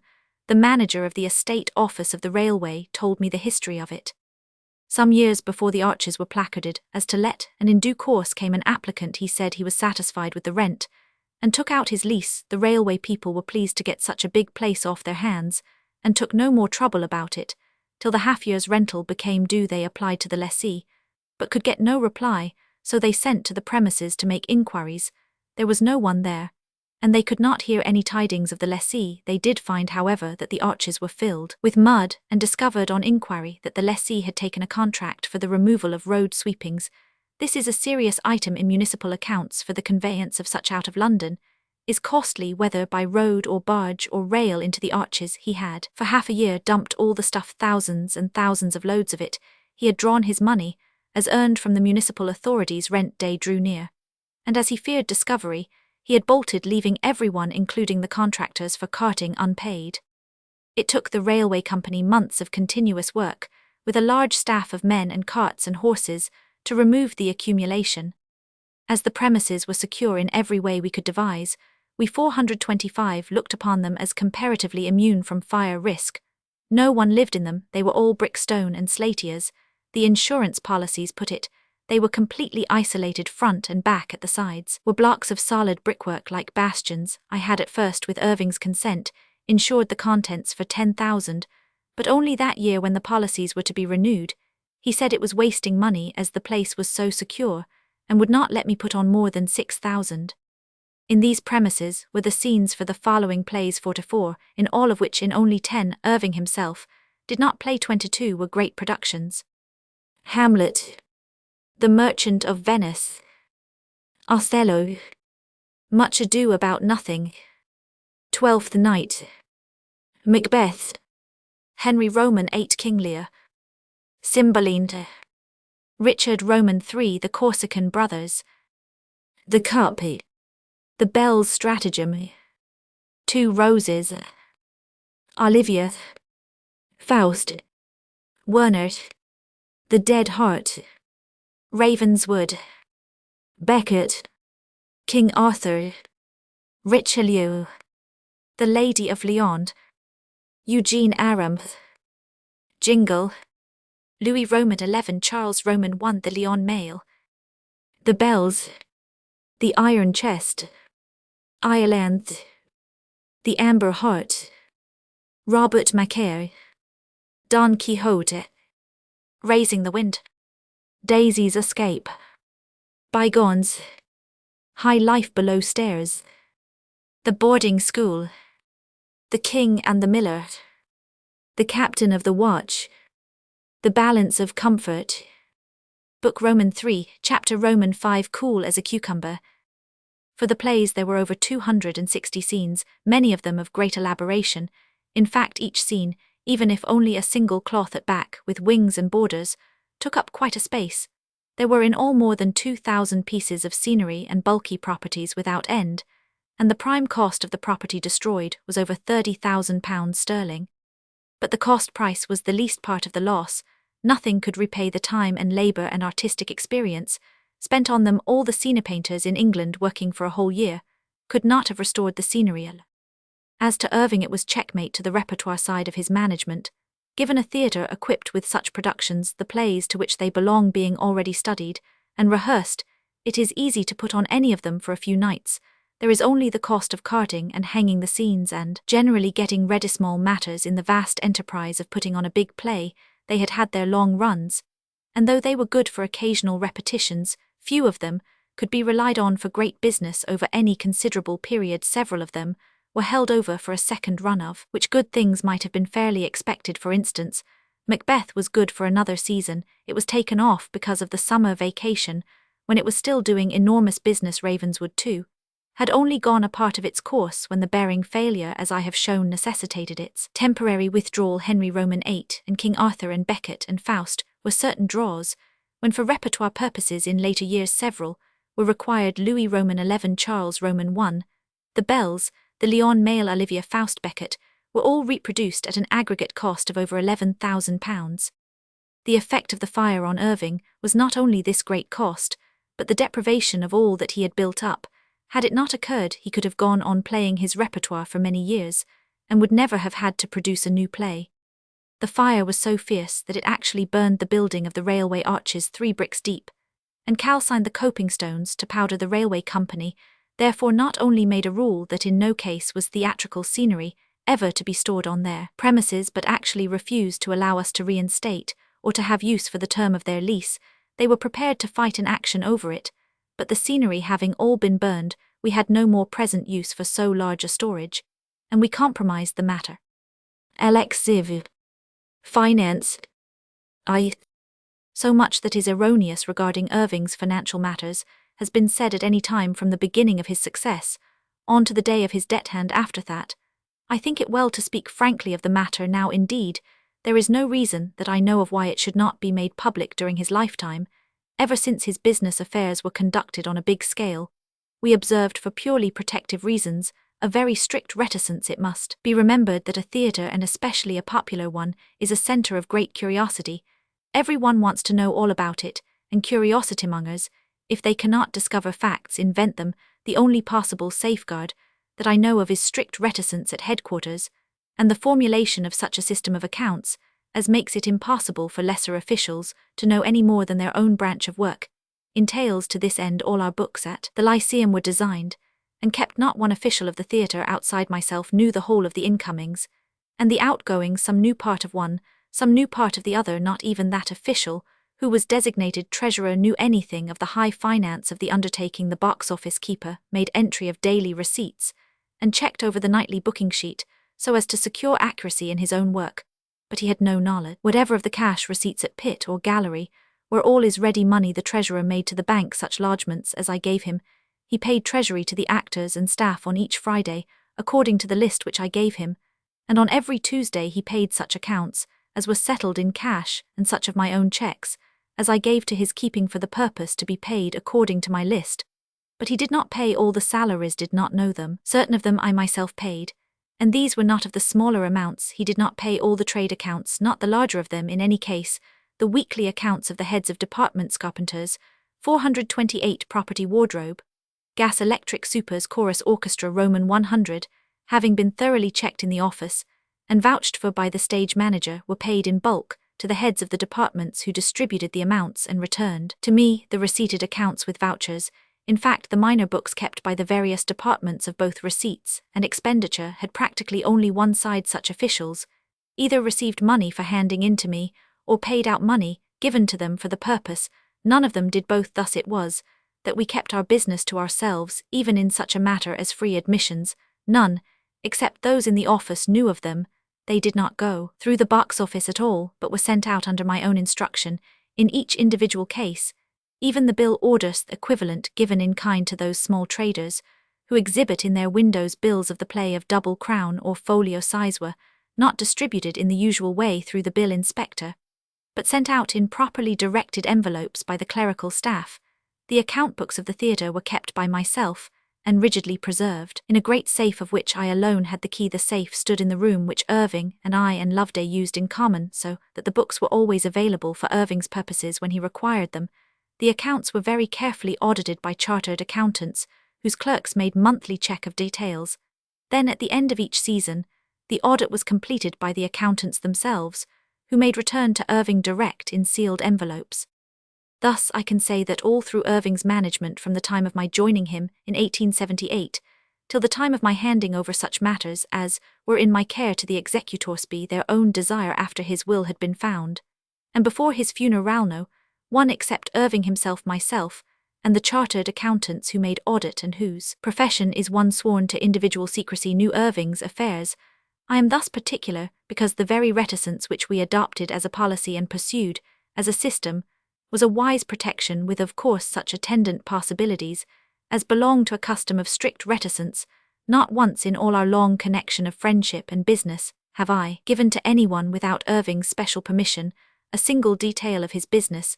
It was not until 1904, when I was writing an article by request of the editor of the Manchester Guardian apropos of his return to Sunderland, after an absence of nearly 50 years, that we 429 made known even approximately the vast total of his takings during his management. I quoted figures in that article which in modern form the paper designated as an appreciation with Irving's consent, and ran up to London from Derby, where we were then playing to verify them. When we were arranging the matter, I reminded him that I had never in all the years given a figure, unless he had asked me to, whereupon he said, "But you are always free to use what figures and anything else of mine. You know, my dear fellow, what confidence I have in your discretion. You are quite free in the matter now and always. With this permission I feel at ease in now dealing publicly with matters regarding which I have been silent for so many years. I deal with them now, because I regard them as good for Irving, for that memory which he valued more than life." When Irving took over the Lyceum from Mrs. Bateman, he had then accumulated no fortune. He received only a salary up to the time of Colonel Bateman's death. He then had salary an extraordinarily mild one, considering all things, and a prospective share of profits which, under the circumstances, did not amount to much. Practically such little as he had in the autumn of 1878 was rather in the nature of a treasury balance than of capital. Of course, in his tour he was earning good money, and this came in a ready form, but the expenses which he was incurring in the reorganizing and beautifying the Lyceum were vastly in excess of his present earning. When I came to London and took over his financial matters, his bankers, the London and County Bank, had already arranged with him a large overdraft, some 12,000, for which he had given bills. This debt, and all others incurred in preparation of his long campaign at the Lyceum, were duly paid throughout his whole managerial life. His payment was 20 shillings in the pound, with added interest whenever such was due or possible. When he was undertaking the provincial tour in the autumn of 1878, the first under his own management, his friend Mrs. Hannah Brown, the lifelong friend and companion of the Baroness Burdett Coutts, pressed on him a loan of £1,500. She had wished him to accept a larger sum, but he limited the amount to this. Indeed, he took it at all to please her. Such a sum went but a small way in the vast enterprise on which he had entered. Unhappily, she died before he began to play in his own theatre. The sum which she had lent was repaid to her executor in due season. When he first knew her, Mrs. Brown was a very old lady. She had been immensely struck with his power, and had recognized before most others the probable destiny that lay before him. When she was almost if not entirely blind, he used to often go to see her and the Baroness in the house in Stratton Street or elsewhere, as they resided. Of course, all this I only know from being told it, for Mrs. Brown had died just before I came to live in London. Lady Burdett Coutts told me of the great affection which Mrs. Brown had for the clever man, whose genius she so much admired, and whose friendship was such a delight in her old age. Not long after Irving's death, when I was dining with her and Mr. Burdett Coutts, she said, "I don't think he ever passed the house in her later years without coming in to see her, if only for a moment. Others too of the old friends have spoken to me of Mrs. Brown without stint, and of her. Irving often spoke to me himself. She used to go to the Lyceum time after time during the long run of Hamlet. She went some 30 times for her pleasure. The Baroness rented from the management a box at the Lyceum. This was not in itself unique, for she had already a box at Drury Lane Theatre, and another at Her Majesty's Opera House. I was told that when the old lady was dying, she was then, I believe, about or over 8ish, spoke of Irving, and his future, mentioning him as my poor brave boy. Irving was then 40, but he was still a boy to a woman of her great age. Mrs. Brown had very considerable means of her own, and a bequest paid by her executor to Irving was £5,000. This was handed to him at the final settlement of her affairs, in, strange to say, banknotes that evening. He told me of it when he arrived at the theatre. When he did so, I opened the door of the safe, thinking that he intended to place it there in safety. until the next morning when it could be lodged in bank. I was mightily surprised when he told me that he had not got it with him. He smiled at me as he said, "I was afraid to carry it with me. I never in my life had so much money close to me." "What have you done with it?" I asked. "I left it in my room at home." "Is it put by safely?" I asked again. "Oh yes," he added quickly as though justifying himself. I had an idea that it was not quite safe, and went on with my queries. "Where is it?" He smiled, I thought superiorly, as he answered, "In my hat box." "You locked it, I hope?" Again the smile. What would be the use of that? If I had locked away anything, it would only have called attention to it. The hat box is simply lying there as usual, with the lid half off. No one would dream of suspecting it, not in 1,000 years. This illustrates, I think, in a remarkable way the subtlety of his own character, and the method by which he judged others. He had passed the possibilities through his mind, and was so content with his knowledge that he backed it with a fortune later on. There was a boy who did take things from his rooms. He was, however, found out, and the property recovered, all except Edwin Forrest's watch, of which a part had been probably melted down. That legacy of £5,000 was, so far as I know, and had there been other, I should certainly have known, the only money which Irving received, for which he did not work through all the long course of his years of much toil. I mention it now specifically, because one of the unkindly presuming that his ignorance of fact was the ignorance of others also made after the actor's death, a statement that he had been subsidized.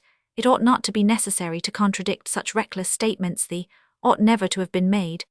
But having been made, it is best to let the exact facts be known. The best of all bucklers for the living or the dead is simple, honest truth. The needs of the theatre were very great at the beginning, almost overwhelming. On my first taking over the responsibility of business affairs, I acquired a wide experience of what is known as pulling the devil by the tail.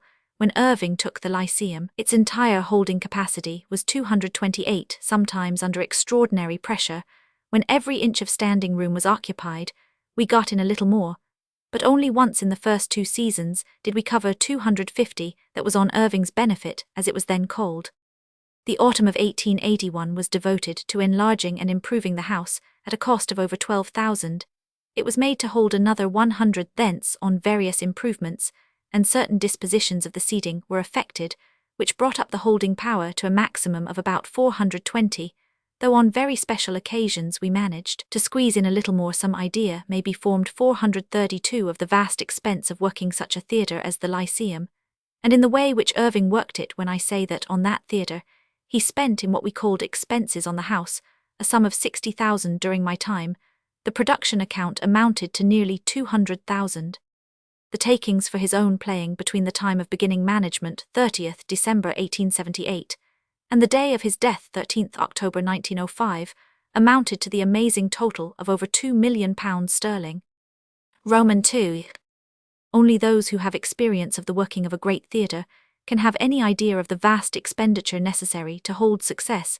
A play may be a success or a failure, and its life must have a natural termination, but a theatre has to go on at almost equal pressure and expense through bad times and good alike. It is necessary for the management to have a large reserve of strength ready to be used.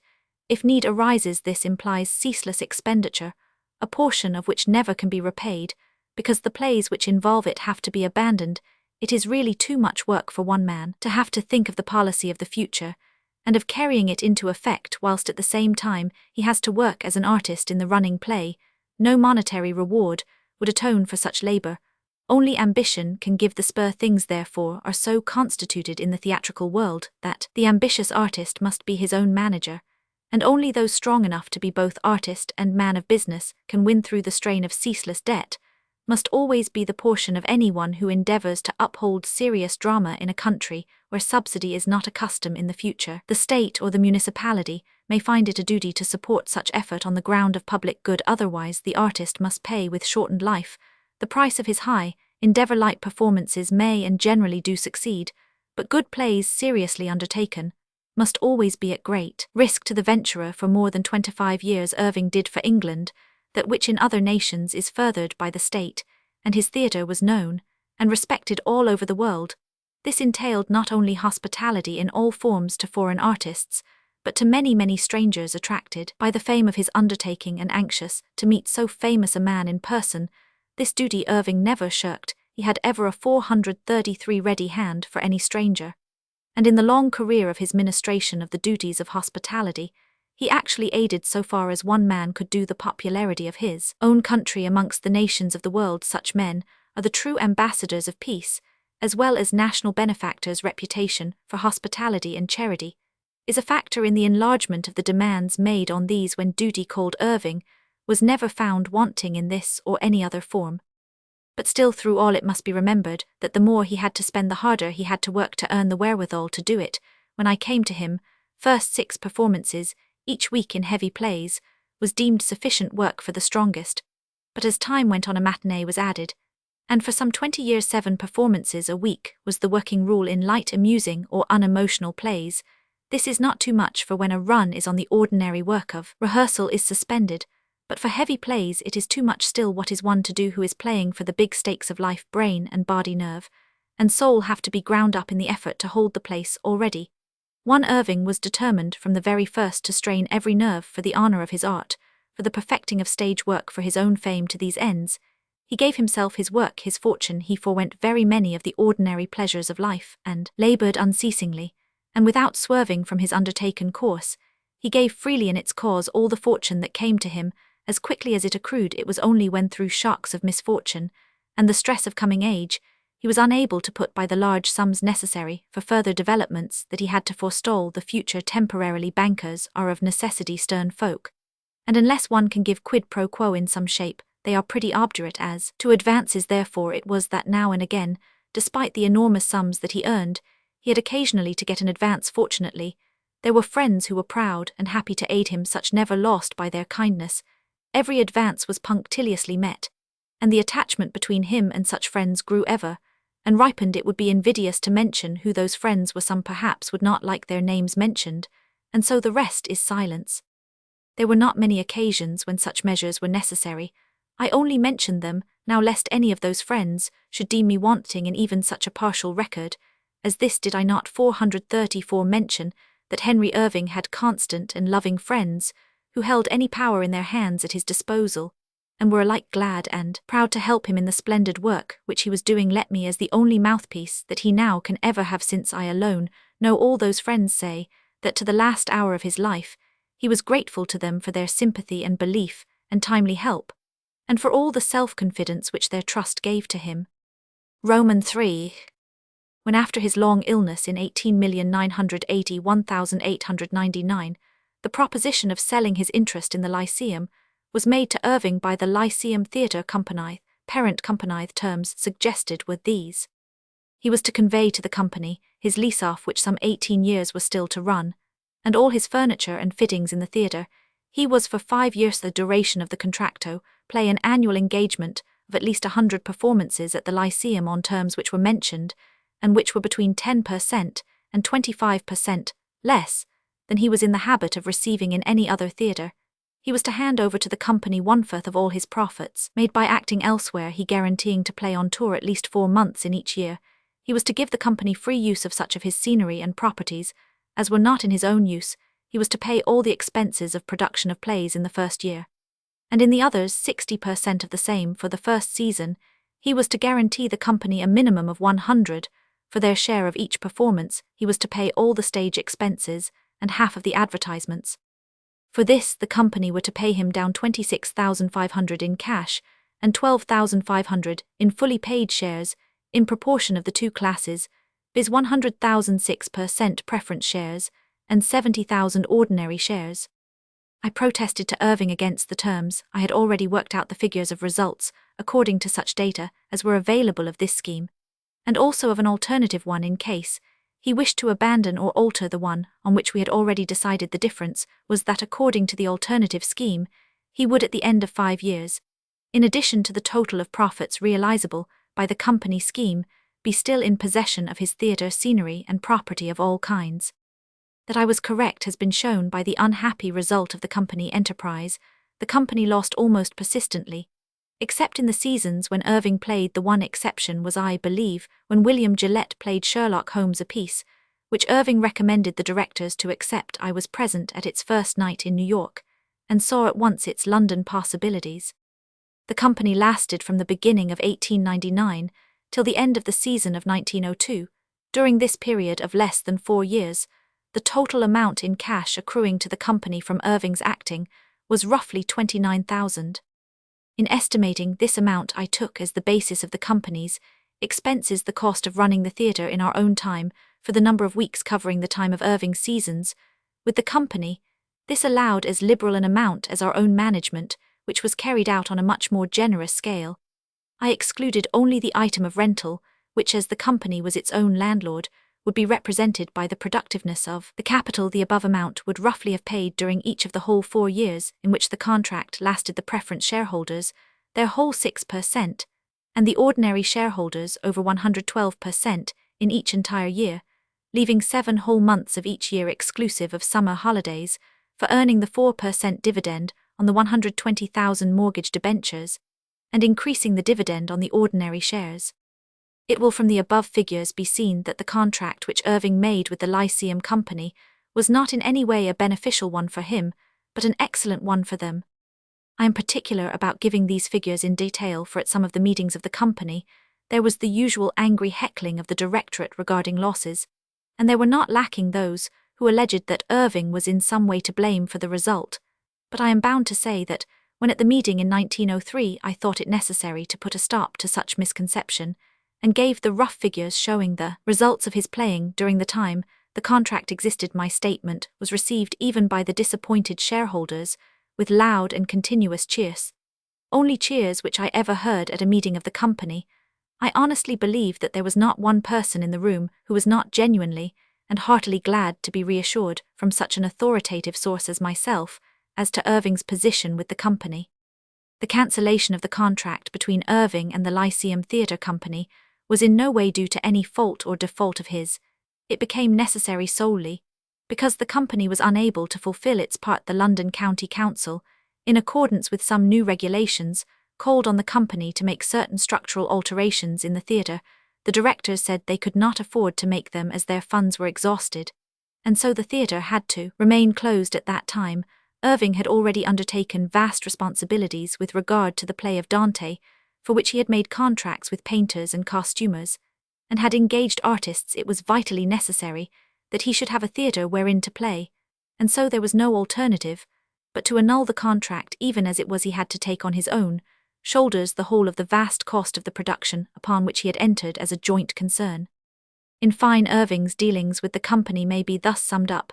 He received in all for his property lease, goodwill, fixtures, furniture, the use of his stock of scenery and properties, and a fourth of his profits elsewhere, 39,000 paid, as follows: cash 26,500, shares 12,500, he repaid by his work 29,000, in cash the shares he received proved valueless 6, he gave in fact his property, and 2,500 for nothing, and he lost about 2 years of his working life. The preference shares at the break-up sold for, as well as I remember, 7 pence for each fully paid share of £1. He would never sell his shares lest his doing so might injure the property of the company. They were only parted with at the winding up, when the receiver sold on his own authority all unapplied for shares. I should like to say on my own account, and for my own protection, inasmuch as I was Sir Henry Irving's business manager, that from first to last I had absolutely no act or part in the formation of the Lyceum Theatre Company and its promotion, flotation, or working. Even my knowledge of it was confined to matters touched on in the contract. With Irving from the first I had no information as to its purposes, scope, or methods. Outside the above, I did not take a single share, till it began to look queer with regard to its future. I then bought from a friend 5 shares, for which I paid par value. This I did in order that I might have a right to attend the meetings later in 1903, when shares were selling at all sorts of prices. I bought some in the open market. This was simply as a speculation, as I regarded the freehold of the Lyceum as a valuable property, which might eventually realize a price which 437 would make my investment at the prevailing figures a good one. These shares I protected on the winding up and reconstruction of the company, with an assessment of 25% of their face value, but finally, seeing the conditions under which the new company was about to work, I sold them in the usual way through my broker. As a matter of fact, I was on the Atlantic, or in America at the time the parent company, or syndicatito, whom it was that Irving had sold his property, was formed. When I arrived home, This association had become merged in the Lyceum Theatre Company, which had been floated, and of which the whole capital had been subscribed not for nearly a year afterwards, did I even see a copy of the prospectus of the company. LXXV. The turn of the tide. There is a tide in the affairs of men. For 25 years, it flowed for Henry Irving without let or lull. From the production of The Bells in November 1871, he became famous, and thence on he bore himself so well, that with the exception of the disgruntled few who grudged success to anyone, he was accorded by all an unquestioned supremacy in his chosen art. For a full quarter of a century, there was nothing but ever-increasing esteem and honor and position, an undeviating prosperity, which made all things possible to the ambitious actor. True, the success was accompanied throughout by endless labor and self-sacrifice, and by grinding responsibility. His life was more strenuous than the lives of most successful men, for an actor's work is altogether personal, and when in addition to the practice of his art, he undertakes the added stress and risk of management, such too is altogether personal. But after all, labor and responsibility are the noblest roads by which a man may travel towards honor. By any other way, success is merely the outcome of hazard. But the tide must turn some time, otherwise the force would be not a tide, but a current. The turning came on the night of 19th December 1896, the night of his production of Richard Roman III, a night of unqualified successes, should be when high-water mark is reached, a night which seemed to crown the personal triumph of the years after the performance, and when the cheering crowd had taken their reluctant way, Irving had a large gathering on the stage, such had become a custom on first and last nights of the season, and now and again on marked occasions. They were very delightful opportunities for large and comprehensive hospitality, enjoyed, I think, by all. So soon as the curtain fell, the scenery would be put rapidly into the scene docks, and the stage left clear. Then the caterers, who had everything ready, would place long tables round 3 sides of the stage, and prepare a cold 439 standing supper for all who were expected. During this time Irving would have rapidly changed his costume for evening dress, so that by the time the waiting guests in the auditorium were beginning to file in on the stage through the iron door in the proscenium up, he would meet them coming from his dressing-room. I used to stand at the door myself, so as to see that no chance guests whose presence was welcome were denied, for very often there were in the house some whom Irving would like to welcome, and of whose presence we were ignorant. To the last the whole proceeding was an informal one.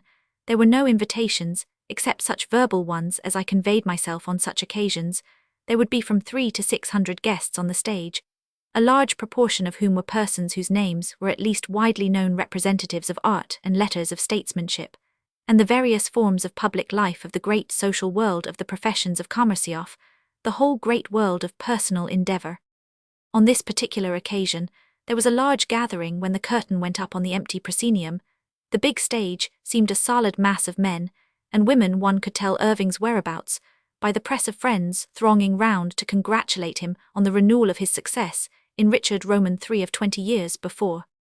Little by little, as time wore away, the crowd thinned. When the last had gone, Irving and a very dear friend of his professor afterwards, Sir James Dewar, went for a while to the Garrick Club, after the strain of such a night's sleep was shy, and the kindest thing that any friend could do was to keep with him and talk over matters old and new, so as to make a break between strain and rest. That night was a strangely exciting one to Irving. On it he had reproduced, after a lapse of just 20 years, one of the greatest and most surprising successes of his earlier life, for Richard Roman III, when he played it in 1877, was a new thing to all who saw it. Clement Scott, writing of it in the Daily Telegraph, had said, "The enjoyment derived from the performance was undoubtedly heightened by the pleasurable astonishment with which the playgoer made the unexpected discovery of a new source of dramatic delight.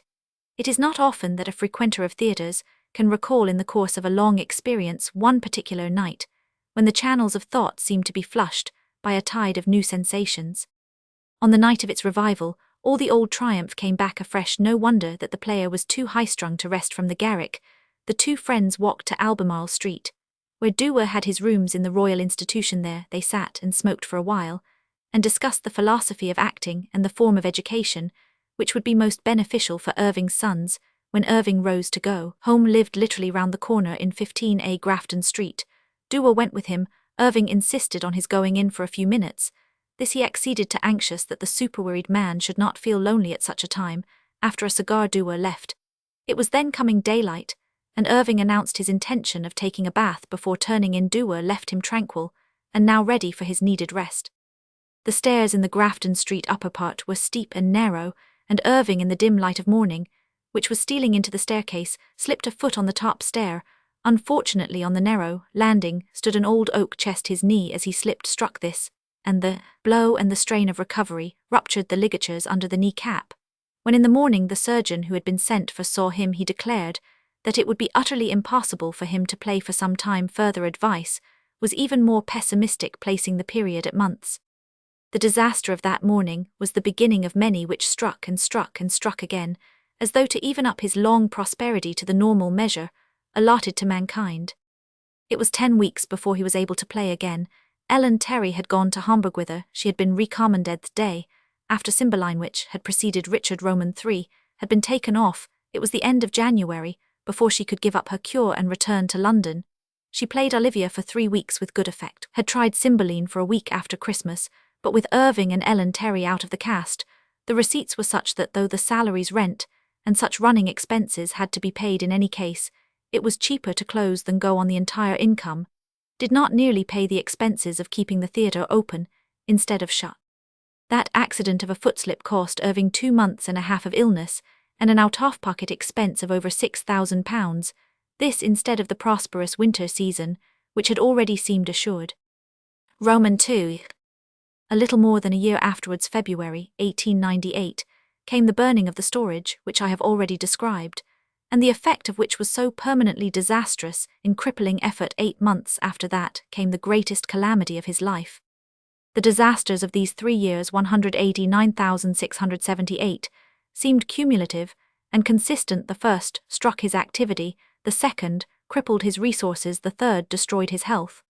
Roman III.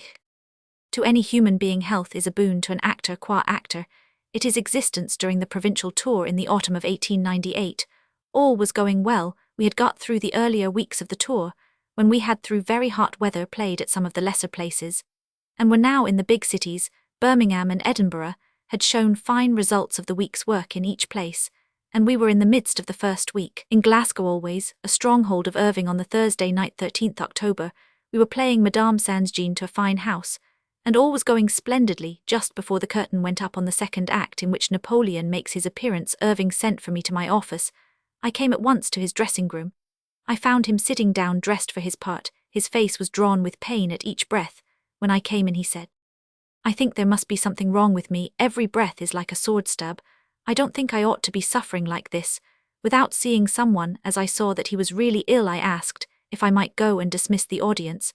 But he would not hear of it. "Never in his life have I known him let any pain of his own keep him from his work," he said. "I shall be able to get through all right, but when I have seen a doctor we may have to make some change for tomorrow." I hurried off to send for a doctor, and as his call came, he went on the stage. The doctor arrived during the last act, but he could not see him till the end of the play. Then the doctor said he feared he was seriously ill, and hurried him off to his hotel, and to bed. A careful examination showed that he had both pneumonia and pleurisy. 2 nurses of special excellence were picked out, and preparations were made for a lengthy illness. The bill for next night was The Merchant of Venice, and Norman Forbes, almost without preparation, played Shylock. The tour went on by Irving's wish, for the livelihood of some 70 people depended on it. The 10 weeks which it lasted cost him a very considerable sum of money. The cause of his illness was a chill he received the previous Sunday. That day, the company went from Edinburgh to Glasgow, but he remained, as he had an engagement to lunch at Dalmeny with Lord Rosebery in the afternoon. He drove back to Edinburgh and took train at that time. However, the new station of the North British Railway was in process of erection, and had reached a stage in which the road from Princes Street down to the level of the line was blocked during reconstruction, so that it was necessary to walk down. There had been a good deal of rain that afternoon, and the torn roadway was full of waterpools. In walking through the imperfectly lighted way, he got his feet wet, and had to sit in this condition in a carriage without a footwarmer during the hour's journey to Glasgow. He did not feel the ill effects immediately, but the seeds of the disease, or rather the diseases, had been laid. Of course, during his illness, he had every help and care that could be, but his case was a bad one. For 7 weeks he lay ill in Glasgow. During this time, I almost lived in trains, seeing the work started and finished in each town, and in the meantime travelling to Glasgow and to London, where immense and responsible work for the future had to be done. Forbes Robertson had then the Lyceum for an autumn season, but his tenancy expired at Christmas, so we arranged that the Carl Rosa Opera Company should play for 6 weeks, then Martin Harvey would produce a play, The Only Way, version of Charles Dickens, A Tale of Two Cities dramatized by Freeman Wills. Our negotiations for letting the theatre were very difficult for, as we did not know when it would be possible for Irving to play, we had in every case to have the option of bringing the temporary tenancy to an end at any time to suit us. This involved that every arrangement made by anyone renting the theatre should contain similar conditions with other people. Nevertheless, through all difficulties, we arranged for the provisional occupation of the theatre at a good rental, right up to the end of July. As I used to see Irving every few days, I could note his progress down or up. At first, of course, he got worse and worse, weaker, 443, and suffering more pain. He had never in his life been anything but lean, but now as he lost flesh, the outline of his features grew painfully keen. The cheeks and chin and lips, which he had kept clean-shaven all his life, came out stubbily with white hair at that time. His hair was iron-grey, but no more. I remember one early morning, when I came into the sitting-room, and found his faithful valet Walter in tears. When I asked him the cause, I feared it was death, said through his sobs. He is like Gregory Brewster, the old soldier in Waterloo. Walter did not come into the room with me, he feared he would break down, and so do harm. When I stole into the room, Irving had just waked. He was glad to see me, but he looked very old and weak. Poor Walter's description was sadly accurate indeed. He realized the pathetic picture of the dying Sir John Falstaff, given by Mrs. Quickly. His nose was as sharp as a pen. It was not till 7th December that he was well enough to get back to London. On the 15th at Manchester, where I then was with the company, I got a wire from him, asking to see me at once on urgent business. I saw him next morning. The business was regarding a speculative offer made to him, against which I strongly advised him. The business did not, however, require much thought. It came to an end before it was well started. That day he left for Bournemouth. He was looking well when he left, though still very weak. He felt much even the going downstairs from his second floor in Grafton Street. For the remainder of his life, he could never with ease go upstairs. On Wednesday morning, 21st December, I got a wire asking me to come down to Bournemouth by the 2 train. I arrived at 5 at the Bath Hotel, where he was staying. The note in my diary says, H. Roman 1, looking well, much stronger, self-possessed, and evenly balanced, arranged to tour at Easter Lyceum season in September, and October American tour in autumn. This was just what I had already advised. We had arranged for a rack-rental of the Lyceum. For the season we should have a tour of 3 months with small expenses, as we should only take a few plays with light casts, and would only play in places in which he had never appeared. The satisfactory result was a foregone conclusion. Then would come a holiday of 2 months to recuperate and get 444 strong, and then a season of 8 weeks in London. This too promised more than well. He had already arranged with Sardou and Moreau to produce Robespierre that year, 1899. And as he had paid £1,000 advance royalties, he would have no fees to pay for 5 or 6 weeks. He had then also an offer of £10,000 for his lease of the Lyceum to come into operation. After October, this offer was still open in case he should wish to avail himself of it. The American tour promised a rich reward. Irving's judgment was at high tide, when with fresh hope and vigour he accepted this policy. I left him the next morning to join the tour at Brighton, where it was to finish on Saturday, Christmas Eve. We were both in good spirits, hopeful and happy. Roman 4. It was an unfortunate thing for his own prosperity that Irving did not adhere to the arrangement. Then made I fear that the chagrin which he felt at the check to his plans had too operative a force with him. When the offer made by the parent Lyceum Theatre Company was put before him, he jumped at it, and before he had consulted with me about it or even told me of it, he had actually signed a tentative acceptance. It was now 3 weeks since he had agreed as to the policy of the immediate future Loveday, and I had been during that time engaged in working out the provincial and American tour, so that it was a surprise when he sent to us both to come down to Bournemouth to see him regarding the new proposal. We went down on the 12th January, and stayed a few days.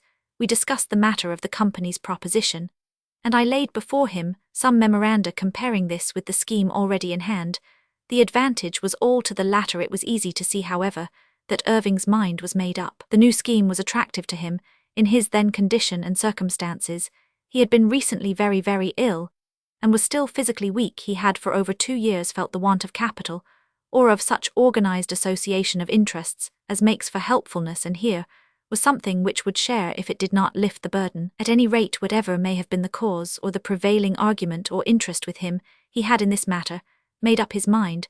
When a man of his strong nature makes up his mind to a course of action, he generally goes on with it, despite reasons or arguments so far as facts and deeds go. He is like a horse that 445 has taken the bit between its teeth. He listened as ever attentively and courteously, and with seeming thoughtfulness to all I had to say, and then shifted conversation to details, as though the main principle had been already accepted. On the 14th, Cummins' car came down on behalf of the company as had been agreed before Irving sent for us together. We all went over the scheme, as Irving had accepted the principle and was determined to go on.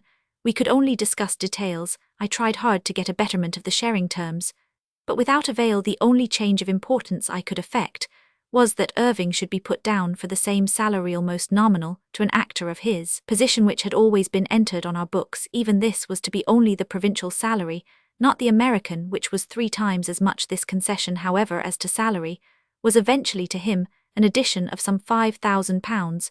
A few lesser matters, such as the company sharing the cost of storage, were to his betterment.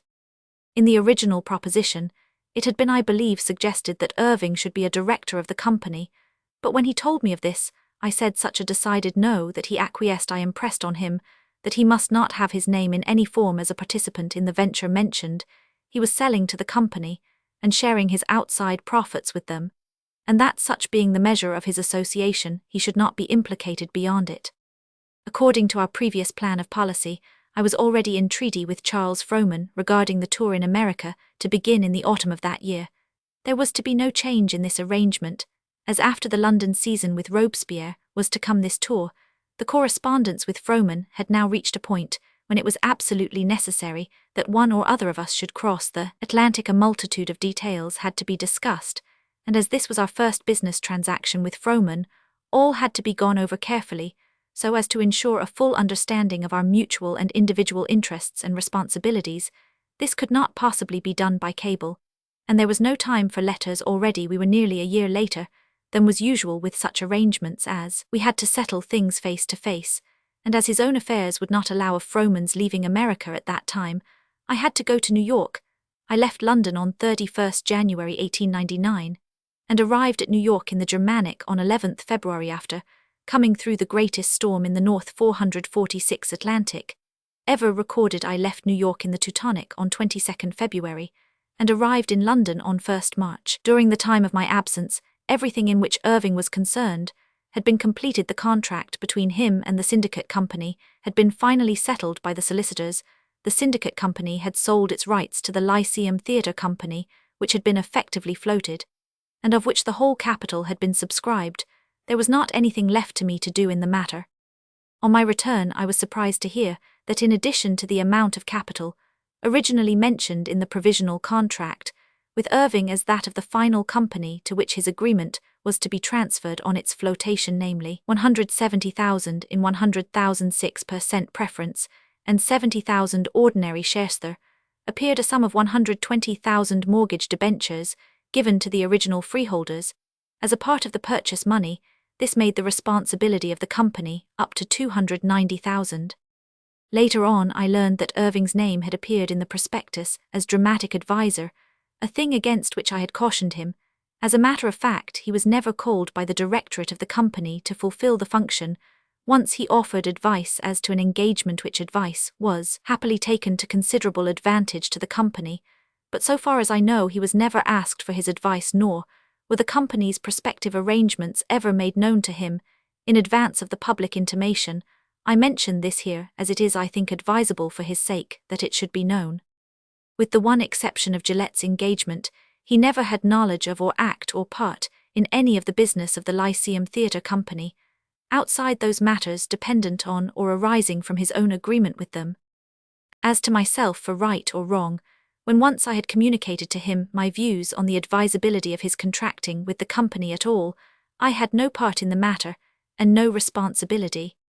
After that illness of 1898, Irving's health was never the same as it had been before it. There was always a shortness of breath, which, if it did not limit effort, made him careful how he exerted himself.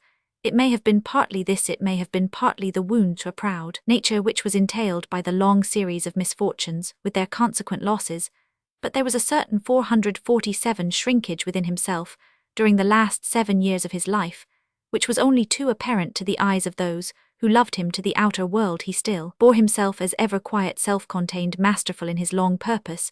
Perhaps the little note of defiance which was added was the conscious recognition of the blows of fate, but outside his own immediate circle, this was not to be seen. He was far too good an actor to betray himself. The bitterness was all for himself. He did not vent it on anyone, he did not blame anyone, he took it as a good fighter takes a hard blow. He fought all the more valiantly when he was stricken with pleurisy and pneumonia. He was in his 61st year. He had been working hard for 42 years, strenuously for 27 of them. Growing age more or less limits the resilient power labor so exacting, and so prolonged increases vastly the wear and tear of life. So we may, I think, take it that he was actually older than his years. Thus every little ailment told on him with undue force. Things that he used not to mind had now to be carefully considered. He had, when working, to give up many of his old pleasures, so as to save himself for his work. Amongst these pleasures was that of sitting up late. Work had to be considered first and last, and between, and whatever would take from his strength had to be rigorously put aside. Thus life lost part of its charm for him. He felt it deeply, and all unknowing was fostered that bitterness which had struck root already. It is the nature of strong men to fight harder through evil hours, and this was indeed a strong man. He would not give way on any point. Well he knew, with that deep true instinct of his, which is always the superior to mere logical thought, that to give way in anything however small is the beginning of the end.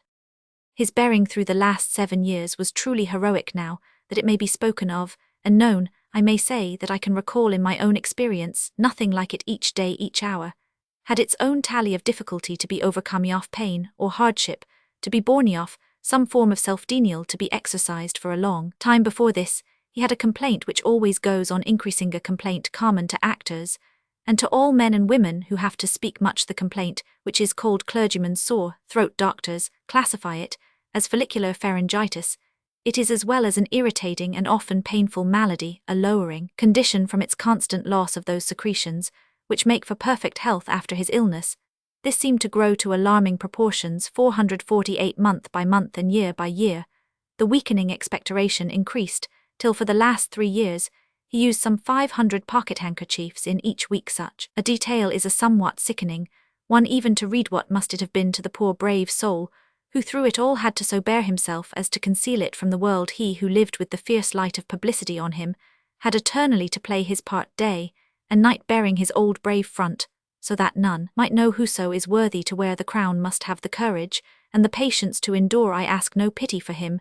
He would have scorned, even with his dying breath, to ask for himself pity from any of the sons of men. But to ask for pity and to deserve it are different things. It is my due to me privilege now that, in the perspective of history, recent though it be, I am writing the true inwardness of his life, to speak the exact truth, so that those who loved him, even those who were content to accept him unquestioned, should learn how unfalteringly brave he was. It was not till February 1905, when after a hard night's work he fell fainting in the hallway of the hotel at Wolverhampton, that the true cause of his weakness was diagnosed. Fortunately, he fell into the hands of one of the most able doctors in England, Dr. W. A. Lloyd Davis of that town, a man to whom grateful thanks are due for his loving care of my dear friend. He it was who discovered that for more than 6 years, ever since his attack of pleurisy and pneumonia, Irving had been coughing up pus from an unhealed lung. I ask no pardon for giving these medical details. It was prudent to be silent all those years, but the time has gone for such reticence. It is well that the truth should be known. Many and many a time, day or night, in stillness, in travel, in tropic heat, such as now and again is experienced in early summer in America, through raging blizzards in still cold, when the thermometer registered down to figures below zero, which would kill us in a breath did we have it, in our moist atmosphere, in dust storms of rapid travel, in the abounding dust of many theatres.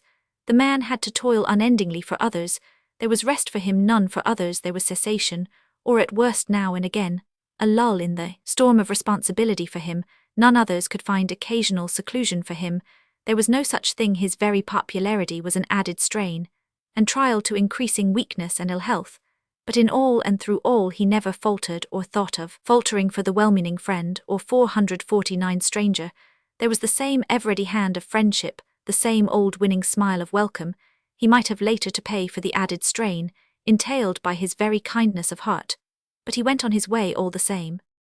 Henry Irving had undertaken to play the game of life, and he played it well right up to the very last hour of his life. When he was at work, he would not think of himself, he would play as he had ever played to the best of his power, in the fullness of his intention, with the last ounce of his strength. And if those who make it their business to direct the minds of youth knew what I know about him, they would take this Manthe's great English manners a shining light of endeavour, as a living embodiment of that fine principle, whatsoever thy hand findeth to do, do it, with all thy might. All his life long Irving worked for others, for his art, never for himself. If rewards came and they showered upon him, took them meekly, without undue pride, without arrogance, never as other than tributes beyond his worth. He made throughout years a great fortune, but nearly all of it he spent as it came on his art, and in helping his poorer brethren. His own needs were small. He lived in a few rooms, ate sparingly, drank moderately. He had no vices that I know of. He was not extravagant, did not gamble, was not ostentatious even in his charities. There are many widows and orphans who mourn his loss, if only for his comforting sympathy, and the helping of his kindly hand. In the sacred niche of many, many hearts, there is a blank space, which only a memory, no longer an image, fills. Requiescat in pace. V. In those last 7 years of his life, I was not able to see so much of him as I had been in the habit of doing throughout the previous 20. We had each of us his own work to do, and the only way I could help him was to take on my own shoulders all the work I could, as he did not come to his office in the theatre regularly every day as he was accustomed to do. I used to go to him to his flat in Stratton Street, when in London to his hotel when we travelled. He did not often have supper in the old way. He still entertained to a reasonable amount, but such entertainments were generally in the shape of dinners on Sunday, the only day possible. 450 to him. When the play was over at night, he would dress slowly, having a chat as he did so, for he loved to talk over his work, past, present, and future. When travelling, he would often be reluctant to take his way to his lonely home, if, indeed, a hotel can be called a home. When in London, he would linger and linger. The loneliness of his home made it in a degree a prison house, but all that while night by night and year by year, he would stick to his purpose of saving himself for his work at any cost to himself, in the shape of loss of pleasure, of any form of self-abnegation. Thus it was that through those last 7 years I saw less of his private life than I had hitherto done. My work became to save him all I could, of course, each day, during working months. Each night except at holiday times I would see him for hours and hour. Relations were always the same, but the opportunities were different. Seldom now were there the old long meetings, when occasion was full of chances for self-development, for self-illumination, when idea leads on idea, till presently the secret chambers of the soul are made manifest. Seldom did one gather the half-formed thoughts and purposes which tell so much of the inner working of the mind. It was of course in part that hopes and purposes belong to an earlier age. There is more life and spring in intentions that have illimitable possibilities than in those that are manifestly bounded, if not cramped, by existing and adverse facts. But the effect was the same. The man, wearied by long toil, and more or less deprived by age and health of the spurs of ambition, shrank somewhat into himself. This book is no mere panegyric. It is not intended to be. For my own part, my love and admiration for Irving were such that nothing I could tell to others, nothing that I can recall to myself, could lessen his worth. I only wish that so far as I can achieve it, others now and hereafter may see him with my eyes, for well I know that if they do, his memory shall not lack. He was a man, with all a man's weaknesses and mutabilities, as well as a man's strong qualities. Had he not had in his own nature all the qualities of natural man, how could he have for close on half a century embodied such forces general and distinctivine, such a long series of histrionic characters, whose fidelity to natural type became famous? I have the feeling strong upon me that the more Irving's inner life is known, the better he must stand in the minds and hearts of all to whom his name, his work, and his fame are of interest. The year 1899 was so overwhelmingly busy a one for him that he had little time to think, but the next year, despite the extraordinary success which attended his work, he began to feel the loss of his own personal sway over the destinies of the Lyceum. There was in truth no need for worrying. The work of that year made for the time an extraordinary change in his fortunes. In the short season of 15 weeks at the Lyceum, the gross receipts exceeded £28,000. 5 weeks' tour in the provinces realised over £11,000, and the tour in America of 29 weeks reached the amazing total of over $500,000, to be exact $537,154. The exchange value in which all our American tour calculations were made was 4 per 1, so that the receipts become in British money 110,982.49, leaving a net profit of over £32,000. But the feeling of disappointment was not to be soothed by material success money, except as a means to an end, never appealed to Irving. We knew afterwards that the bitterness that then came upon him, and which lasted in lessening degree for some 3 years, was due in the main to his surely fading health. To him, any form of lingering ill health was a novelty all his life up. Till then he had been amazingly strong. Not till after he was 60 did he know what it was to have toothache in ever so small a degree. I do not think that he ever knew at all what a headache was like to such a man, and specially to one who has been in the habit of taxing himself to the full of his strength. Restriction of effort from any cause brings a sense of inferiority, so far as I can estimate it, for he never hinted at it, much less put it in words. Irving's tinge of bitterness was a sort of protest against fate. Certainly, he never visited it on any of those around him. Indeed, in any other man, it would hardly have been noticeable. But Irving's nature was so sweet, and he was so really thoughtful for his fellow workers of all classes, that anything which clouded it was a concern to all. As his health grew worse, the bitterness began to pass away, and for the last 2 years of his life, his nature softened, however, to a new tenderness, went back to its old dignified calm. Romans 6. In the spring of 1905, came the beginning of the end. He had since his illness gone through the rigors of 2 American winters, 452, without seemingly ill effect. But now, he began to lose strength still despite all he would struggle on, and acted nightly with all his old unsparing energy and fire. The audiences saw little difference. He alone it was who suffered since the beginning of the new century. His great ventures had not been successful. Coriolanus in 1901, and Dante in 1903, were costly and unsuccessful. Both plays were out of joint with the time. The public in London, the provinces and America would not have them, though the latter play ran well for a few weeks before the public of London made up their minds that it was an inferior play. In both pieces Irving himself made personal success. It was the play in each case that was not popular. This was shown everywhere by the result of the change of bill. Whenever any other play was put up, the house was crowded, but a great organization like Irving's requires perpetual sustenance at fairly high pressure. The 5 years of the new century saw a gradual oozing away of accumulation. The production account alone of that time exceeded £25,000. Had he been able to take a prolonged rest, say for a year, he might have completely recovered from the injury to his lung. But it is the penalty of public success that he who has achieved it must keep it. The slightest break is dangerous. To fall back, or to lose one's place in the running, is to be forgotten.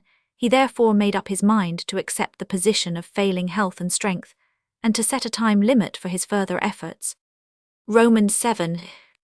The time for his retirement he fixed to be at the conclusion of his having been 50 years on the stage. He made the announcement at a supper given to him by the Manchester Art Club on June 1, 1904.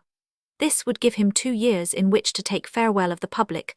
The time, though seeming at the first glance to be a generous one, was in reality none too long. There were only about 40 working weeks in each year, 80 altogether. Of these the United States and Canada would absorb 30. The provinces would require 3 tours of some 12 weeks.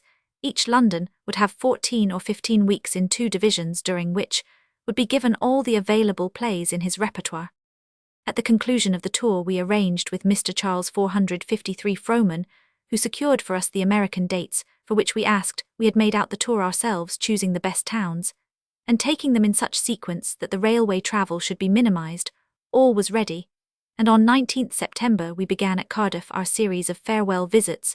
The Welsh people are by nature affectionate and emotional. The last night at Cardiff was a touching farewell. This was repeated at Swansea with a strange addition. When the play was over, and the calls finished, the audience stood still in their places, and seemingly with one impulse began to sing. They are all fine part singers in those regions, and it was a strange and touching effect when the strains of Newman's beautiful hymn, Lead, Kindly Light, filled the theatre. Then followed their own national song, Land of My Fathers.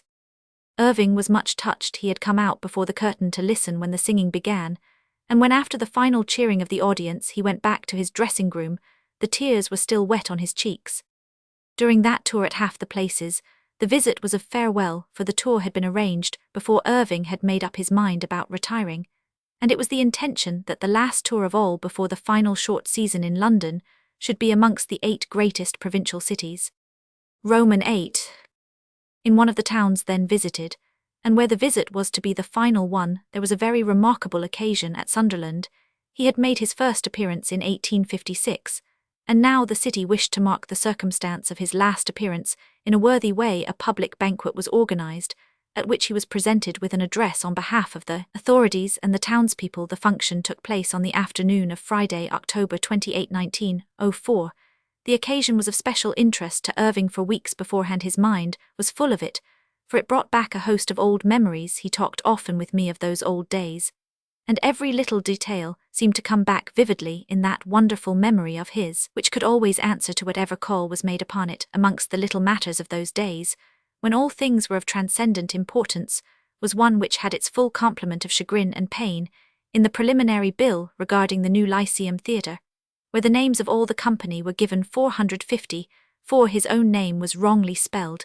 It was given as Mr. Irving at that time. The name in reality did not matter much. It was not known in any way. It was not even his own by birthright, or as later by the Queen's patent. But it was the name he hoped and intended to make famous, and the check at the very start seemed a cruel blow. Of course the error was corrected, and on the opening night all was right. In his early life, he was very unfortunate regarding the proper spelling of his name. I find in the bill of his first appearance in Glasgow, at the Dunlop Street Theatre, his name thus given in the case of the great spectacular play, given on Easter Monday, April 9, 1869, The Indian Revolt. Achmet, a Hindu attached to the Nana by Mr. Irving, his first appearance. I do not think that these two mistakes ever quite left his memory. Certainly, he was always very particular about his name being put in the bill exactly as he had arranged it. The Sunderland function went off splendidly. Everything went so well that the whole affair was a delight to him, and gave the city of his first appearance a new and sweet claim on his memory. Roman Night. Another provincial tour was arranged for the spring of 1905. It began at Portsmouth on the 23rd January, and was to go on to 8th April, when it would conclude at Wigan, but severe and sudden illness checked it in the middle of the 5th week. The passage through the south and west had been very trying, for in addition to 7 performances a week, and many journeys, there were certain public hospitalities, to which he had been pledged at Plymouth lunch on Wednesday, with the Admiral Sir Edward Seymour, and on Thursday with the Mayor Mr. Wingcoats, and others in the Plymouth Club at Exeter on Wednesday, a public address and reception in the Guildhall, 2 days later at Bath, a ceremony of unveiling a memorial to Quin the actor, followed by a civic lunch with the Mayor Mr. John in the Guildhall. On the following Tuesday, 21st February, a public address was to be presented in the Town Hall of Wolverhampton, under the auspices of the Mayor Mr. Barrington. But by this time, Irving had become so alarmingly ill that we were 455 very seriously anxious after the performance of the Lyon Mail at Boscombe on 3rd February. He had been very ill and feeble, though he had so played that the audience were not aware of his state of health. The note in my diary for that day is: H. Roman 1 fearfully done up, could hardly play at end in collapse, could hardly move or breathe. His wonderful recuperative power, however, stood to him next day. He played the Merchant of Venice in the morning and Waterloo, and the Bells at night. The function at Bath was very trying. The weather was bitterly cold, yet he stood bareheaded in the street, speaking to a vast crowd. This required a great voice effort. It was a striking sight, for not only was the street packed solid with people, but every window was full, and the high roofs were like clusters of bees. Our journey on the following Sunday was from Bath to Wolverhampton. Much snow had fallen, and there was intense frost. So difficult was the railroading that our special was 4 to 5 minutes late. In a scheduled journey of 3 hours and 10 minutes in that journey, Irving got a chill which began to tell at once on his strength. On Monday night, he played Waterloo and the Bells. My note is: H. Roman 1 very weak, but got through all right. But that night, in going into the hotel, he fainted for the first time in his life. He did not know he had fainted until I told him the next morning, when the doctor saw him in the morning. He said that he would not possibly be able to go to the town hall in the afternoon and play at night, that he was really fit for neither, but he might get through one of them. Beckett was fixed for that night, and it was comparatively light work for him that night. He played all right, but at the end was done up and short of breath. The next night he played the Merchant of Venice, and at the end of the play made his speech of farewell to Wolverhampton. But his condition of illness was such that we decided that the tour must be abandoned. Dr. Lloyd Davies was with him in the theatre all the evening, and did him yeoman's service. The next day Dr. Foxwell of Birmingham came over for consultation. After their examination, the following bulletin was issued: It is imperatively necessary that Sir Henry Irving shall not act for at least 2 months from this date. Arthur Foxwell Roman 1000 Roman 500, W. Allen Lloyd Davies Roman 50 R Roman 100 P, Fr Roman 100 S. On 17th March I visited Irving at Wolverhampton. He was looking infinitely better, and we had a drive before luncheon. The 2 doctors had another consultation, and it was decided that Irving must not go to America, as arranged for the following autumn Loveday came down by a later train, and he and Irving and I consulted as to future arrangements. We returned to London next day, and a few days later Irving left Wolverhampton for Torquay, where he remained till 19th April. In the meantime I had seen Charles Frohman, and postponed our American tour for a year. A short season of 6 weeks had been arranged for Drury Lane. This began on 29th April. There were 3 weeks of Becket, and 2 of the Merchant of Venice in the last week, were 4 nights of Waterloo, and Becket the last performance of this bill being the last night of the season, and 2 nights of Louis Roman 11. All went well for the 6 weeks. He was none the worse for the effort. The last night of the season, June 10, 1905, was one never to be forgotten by anyone who was present. It almost seemed as if the public had some precognition that it was the last time they would see Irving play. The house was crowded, in every part an enormous audience, the biggest Irving ever played to in London, and full of wild enthusiasm and inspiring audience. Irving felt it, and played magnificently. He never played better in his life. The moment of his entrance was the signal for a roar of welcome, prolonged to an extraordinary degree. Something of the same kind marked the close of each act. At the end, the audience simply went mad. It was a scene to be present at once in a lifetime. The calls were innumerable time after time. The curtain had to be raised to ever the same wild roar. It was marvellous how the strength of the audience held out so long. It had been arranged that on that night, at the close of the play, the presentation of a loving cup, by the workmen of all the theatres throughout the kingdom, should take place on the stage. The representatives of the various theatres assembled in due course, about 100 of them.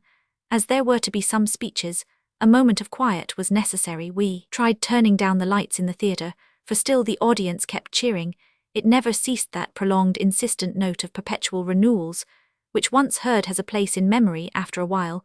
We did a thing I never saw done before. The lights were turned quite out, but still, the audience remained cheering through the black darkness of the house. Henry Irving and John Hare's. The last photograph of Henry Irving taken in John Hare's garden at Overstrand, by Miss Hare, 1905. Irving, with his usual discernment and courtesy, recognized the right thing to do. He ordered the curtain to go up once more, and stepping in front of the stage, said so soon as the wild roar of renewed strength stilled on purpose would allow him, "Ladies and gentlemen, we have a little ceremony of our own to take place on the stage tonight.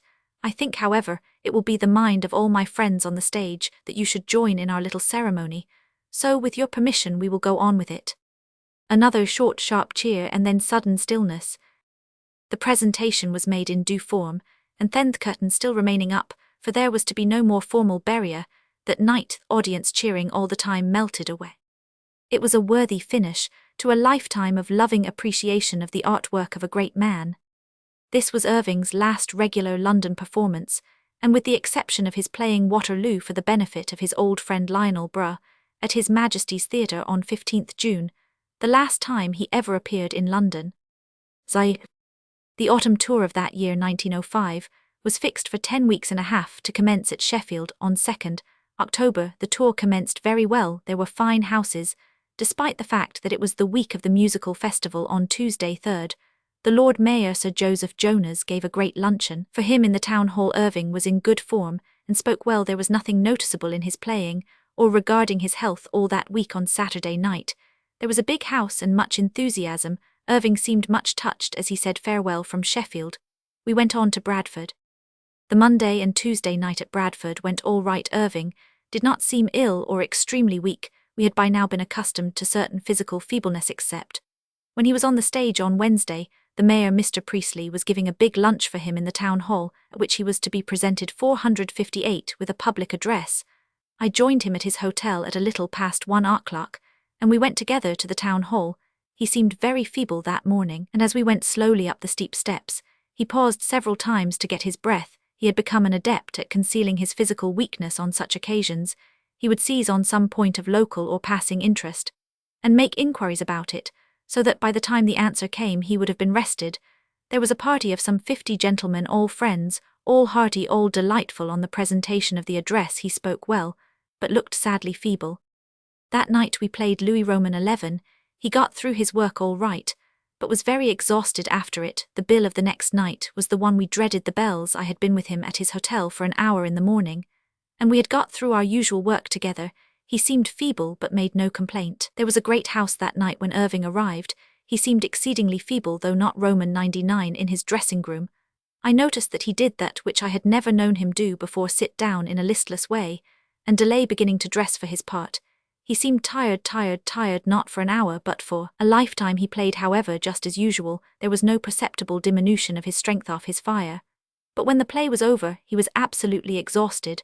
Whilst he was dressing, I went in and sat with him, having previously given instructions to the master machinist to send the bells back to London. When I told Irving what I had done, he acquiesced in it, and seemed relieved. He had played the bells against the strong remonstrances of Loveday and myself. Knowing him as I did, I came to the conclusion that his doing so was to prove himself. He had felt weak, but would not yield to the suspicion. He wanted to know.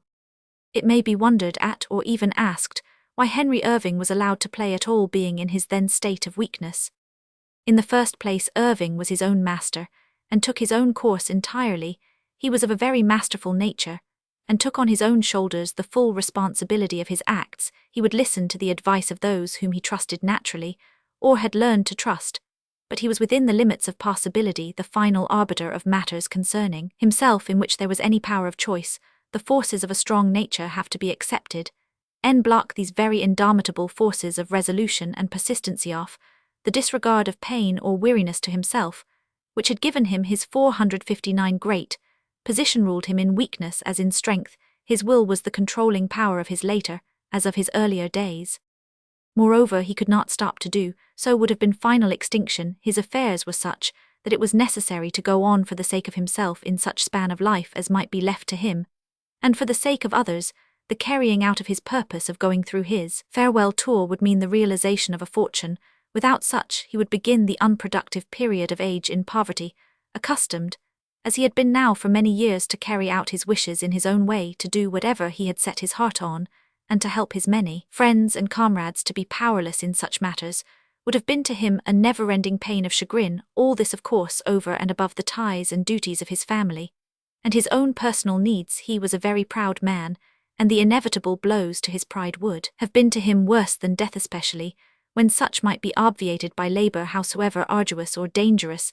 The same might be we who knew him well recognized. All that we could do was to keep our own counsel, and to help him to the best of our respective powers.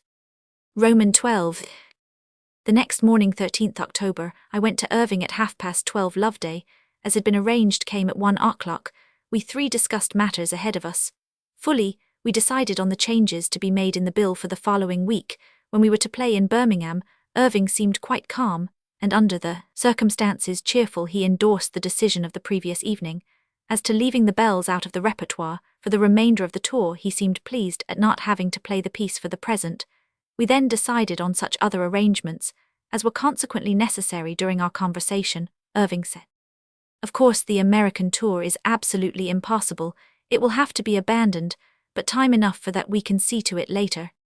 That morning he was undoubtedly feeble. He was so unusually amenable in accepting the changes of his plans that, when we were walking back, I commented on it to Loveday, saying, "He acquiesced too easily. I never knew him so meek before. I don't like it." When he came down to the theatre that night, Irving seemed much better and stronger, and was more cheerful than he had been for some time. He played well, and though he was somewhat exhausted, was infinitely less so than he had been on the previous evening. There was no speech that night, so that the last words he spoke on the stage were Beckett's last words in the play. "Into thy hands, O Lord, into thy hands." I sat in his room with him. While he dressed he was quite cheerful, and we chatted freely. I thought that he had turned the corner, and was already, with that marvellous recuperative power of his, on the way to get strong again. I told him that it was my opinion that now he was rid of the apprehension of having to play the bells, he would be himself soon.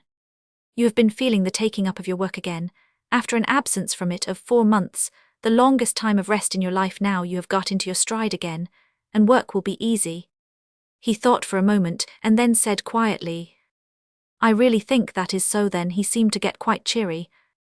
Percy Burton, who arranged our advance matters, had in answer to my telegram come over from Birmingham, so that he might be fully told of our prospective changes. He was coming home to supper with me before he got the train back to Birmingham. I had asked Irving if he wanted to see him, but he said he did not, as Burton quite knew what to do then, always thoughtful of others, he added.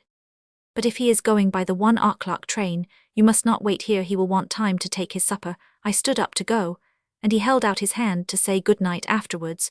The remembrance of that affectionate movement came back to me with gratitude, for it was not usual when men meet every day, and every night handshaking is not a part of the routine of friendly life. As I went out he said to me, "Muffle up your throat, old chap, it is bitterly cold tonight, and you have a cold. Take care of yourself. Good night. God bless you." Those were the last words that I heard Henry Irving speak. Burton and I were at supper when a carriage drove rapidly up to the door of my lodging. I suspected that it was something for 461 me, and opened the door myself at once. Mr. Shepherd, one of my assistants who always attended to Irving's private matters, stepped in saying quickly, "I think you had better come down to the Midland Hotel at once. Sir Henry is Roman 99. He fainted in the hall just as he did at Wolverhampton. When the doctor came I rushed off for you. We all jumped into the carriage and hurried as fast as we could go to the hotel." In the hall were some 20 men grouped round Irving, who lay at full length on the floor. One of the doctors, there were 3 of them there, then told me quietly that he was dead. He had died just 2 minutes before. The clock in the hall showed the time then as 8 minutes to 12, so that he died at 10 minutes to 12. It was almost impossible to believe, as he lay there with his eyes open, that he was really dead. I knelt down by him, and felt his heart to know for myself if it was indeed death. But all was sadly still. His body was quite warm. Walter Carlinson, his faithful valet, was sitting on the floor beside him crying. He said to me through his sobs, "He died in my arms." His face looked very thin, and the features sharp as he lay there with his chest high, and his head fallen back, but there was none of the usual ungracefulness of death. The long iron-grey hair had fallen back, showing the great height of his rounded forehead. The bridge of his nose stood out sharp and high. I closed his eyes myself, but as I had no experience in such a matter, I asked one of the doctors, who kindly with deft fingers straightened the eyelids. Then we carried him upstairs to his room and laid him on his bed. I had to send a host of telegrams at once to inform the various members of his family, and the press the latter had to go with what speed we could, for the hour of his death was such that there was no local information. Loveday arrived at the hotel after we had carried him to his room. He was indeed greatly distressed and in bitter sorrow. The actual cause of Irving's death was physical weakness. He lost a breath and had not strength to recover it. Shepherd told me that when Irving was leaving the theatre he had said to him that he had better come to the hotel with him, as was sometimes his duty when he got into the carriage.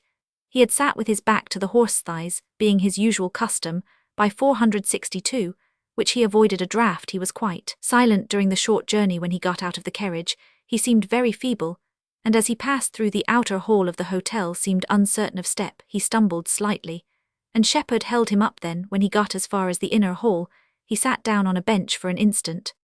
That instant was the fatal one in the previous February at Wolverhampton, when he had suffered from a similar attack of weakness. He had fallen down flat. In that attitude nature asserted herself, and the lungs, being in their easiest position, allowed him to breathe mechanically. Now the seated attitude did not give the opportunity for automatic effort. The syncope grew worse. He slipped on the ground, but it was then too late. By the time the doctor arrived, after only a few minutes in all, he had passed too far into the world of shadows to be drawn back by any effort of man or science. The heart beat faintly, and more faintly still, and then came the end. Before I left the hotel in the grey of the morning, I went into the bedroom. It wrung my heart to see my dear old friend lie there so cold and white, and still it was all so desolate and lonely, as so much of his life had been so lonely, that in the midst of my own sorrow I could not but rejoice at one thing: for him there was now peace and rest. I was at the hotel again at 7, and then went to meet his eldest son H.B. Irving at the Great Northern Station at 9. He had received my telegram in time to start by the newspaper train. His other son Lawrence with his wife arrived later in the day. My telegram to him had not arrived in time to allow his coming till the morning train. The undertaker had come in the morning at 9, and the embalming done before Irving's sons had arrived. That afternoon all the company, including the workmen, came to see him. It was a very touching and harrowing time for all, for he was much beloved by everyone. At 7 o'clock in the evening, the body was laid in the lead coffin. I was present alone with the undertakers, and saw the lead coffin sealed. This was then placed in the great oak coffin which, an hour later, was taken privately through the yard of the Midland Hotel, by a devious way to the Great Northern Station, so as to avoid publicity, for the streets were thronged with waiting crowds. 463, at Bradford Saturday, is a half-day, and large numbers of people are abroad. The ex-mayor Mr. Lupton, who had entertained Irving in the town hall at his previous visit, kindly arranged with the chief constable that all should be in order in the streets all day throughout the city. The flags had been at half-mast, and there was everywhere a remarkable silence, through which came the mournful sound of the minute bells from seemingly all the churches. At 9:30 we left the hotel to drive to the railway station. The appearance of the streets, and the demeanour of the crowd, I shall never forget, and I never want to. Everywhere was a sea of faces, all the more marked as all hats were off, as we drove slowly along street after street of silent humanity, and in all that crowd nothing but grief and respect. One hardly realized its completeness, till when now and then a sob broke the stillness. To say that it was moving would convey but a poor idea of that attitude of the crowd. It was poignant, harrowing, overwhelming. In silence, the crowd stood back in silence, without hurry or pushing or stress of any kind, closed around us, and followed on. It was the same at the railway station, everywhere the silent crowd holding back respectfully uncovered. For a quarter of a century I had been accustomed, when travelling with Irving, to see the rushing crowd closing in with cheers and waving of hats and kerchiefs, to watch the moving sea of hands thrust forward for him to shake, to hear the roar of the cheering crowd, kept up till the train began to move, and then to hear it dying away from our ears, not from cessation, but from mere distance. And now this silence, no nobler or more loving tribute than the silence of that mighty crowd, could ever be paid to the memory of one who has passed away. Were I a Yorkshireman, I should have been proud of Bradford on that day. It moves me strangely to think of it yet. Roman 13. The Dean and Chapter of Westminster Abbey were memorialized by a number of persons of importance to have a public funeral with burial in the Abbey. So important were the signatories that no difficulty was experienced. The only condition made was that the body should be cremated, as a rule had been established that henceforth no actual body should be buried in the Abbey. The ground had in the past been so broken that for new graves it would be 464 necessary to go down into the concrete, which might injure the structure. The Abbey authorities were most kind in all ways. Dean Armitage Robinson gave from his sickbed his approval, and Sub-Dean Duckworth and Archdeacon Wilberforce made all arrangements. Indeed, the Dean, on the day of the funeral, got up in order to perform the burial service. The Baroness and Mr. Burdett Coutts, knowing that Irving's flat in 17 Stratton Street was not suited to receive the crowds who would wish to pay their respects, kindly placed at the disposal of his family their spacious house in Piccadilly and Stratton Street. Here on Thursday the 19th he lay in state. The great dining room was made a chapel ardent, and here were placed the many flowers that were sent. There was a veritable sea of them, wreaths, crosses, symbolic forms of all kinds. On the coffin over the heart lay the floral cross sent by the Queen. Attached to it was a broad ribbon, on which she had written as her tribute to the dead the last words he had spoken on the stage. "Into thy hands, O Lord, into thy hands."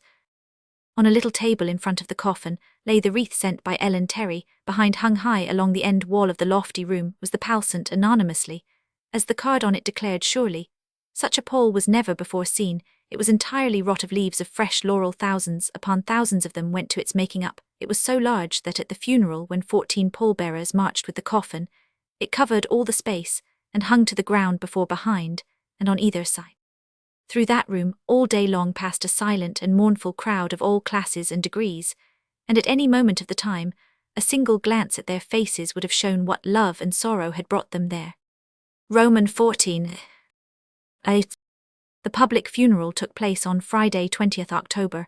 It would be impossible in a book of this size to give details of it, even if such belonged to the scope of my work. Suffice it that all the honours which can be paid to the illustrious dead were observed. The king had sent to represent him, according to the custom of such ceremonies, Irving's old and dear friend General, the Right 465 Hun, Sir Dighton Probin. Roman 5. Roman 100. The Queen's formal representative was Earl Howe, but her personal tribute was the beautiful cross of flowers which lay on the actor's coffin. The Prince and Princess of Wales were also represented. Others were there also whom men call great chiefs of all great endeavours, ministers and soldiers, ambassadors and judges, peers and great merchants, and many sorrowing exponents of all the arts. To name them would be impossible to try to describe the ceremony unavailing. But the place for all this is not here. It belongs now to the history of the age and nation. B. All the previous night the coffin had lain in the little chapel of St. Faith between the south transept wherein is the poet's corner, where Irving was to be laid, and the chapter house, where the mourners were to assemble. The funeral had been arranged for noon, but hours before that time, every approach to the abbey was thronged with silent crowds. There was a hush in the air, through which the roar of the traffic in the streets seemed to come modified, as though it had been intercepted by that belt of silence, slowly, imperceptibly, like shadows in their silence. The crowds gathered, a sombre mass closing, as if with a black ring, the whole precincts of the cathedral. Noon found the interior of the edifice a solid mass of people, save where the passageway up the nave and choir was marked with masses of white flowers. Wreaths and crosses and bunches of flowers must have been sent in hundreds, thousands, for, in addition to those within both sides of the cloister, walks were banked with them. Who could adequately describe that, passing from the chapter house, whence the funeral procession took its way through the south and west cloister walk, down the south aisle, and up the nave and choir, till the coffin was rested before the sanctuary, the touching music in which now and again the sweet childish trebled purest sound on earth seemed to rend the mourners' very hearts. The mighty crowd silent, with bowed heads, everywhere white faces with eyes that wept. Oh, that crowd never in the world was greater tribute to any man. The silence, the majestic silence, for it transcended negation, and became positive from its dormant force, not dead silence, but living silence, as the dead man's old companion, Sir 466 Edward Russell, said, in words that should become immortal. All thoughts of self were forgotten. The lesser feelings of life seemed to have passed away in that glory of triumphant sorrow. Eye and heart and brain and memory went with the dead. As to the solemn music, the mournful procession passed along. Surely a lifetime of devotion must have gone to the crowning of those long-drawn seconds. To one moving through that divine alleyway of sympathetic sorrow, it seemed as though the serried ranks on either hand, seen in the dimness of that October day, went back and back to the very bounds of the thinking world. As from the steps of the sanctuary came the first words of the service for the burial of the dead, a bright gleam of winter sunshine burst through the storied window of the south transept, and lit up the laurel pole till it glistened like gold. And then for a little while few could see anything except dimly through their tears. When the last words of the benediction had been spoken over his grave, there came from the organ loft the first solemn notes of Handel's noble Dead March. The great organ had been supplemented by military instruments, and as the mournful notes of the trumpets rose, they seemed to cling to the arches and dim corners of the great cathedral, tearing open our hearts with endless echoes. And then the solemn booming of the muffled drums seemed to recall us to the life that has to be lived on, howsoever lonely or desolate it may be. The song of woe is after all an earthly song. The trumpets summon us, and the drums beat the time of the onward march, quick or slow as duty calls. March, march.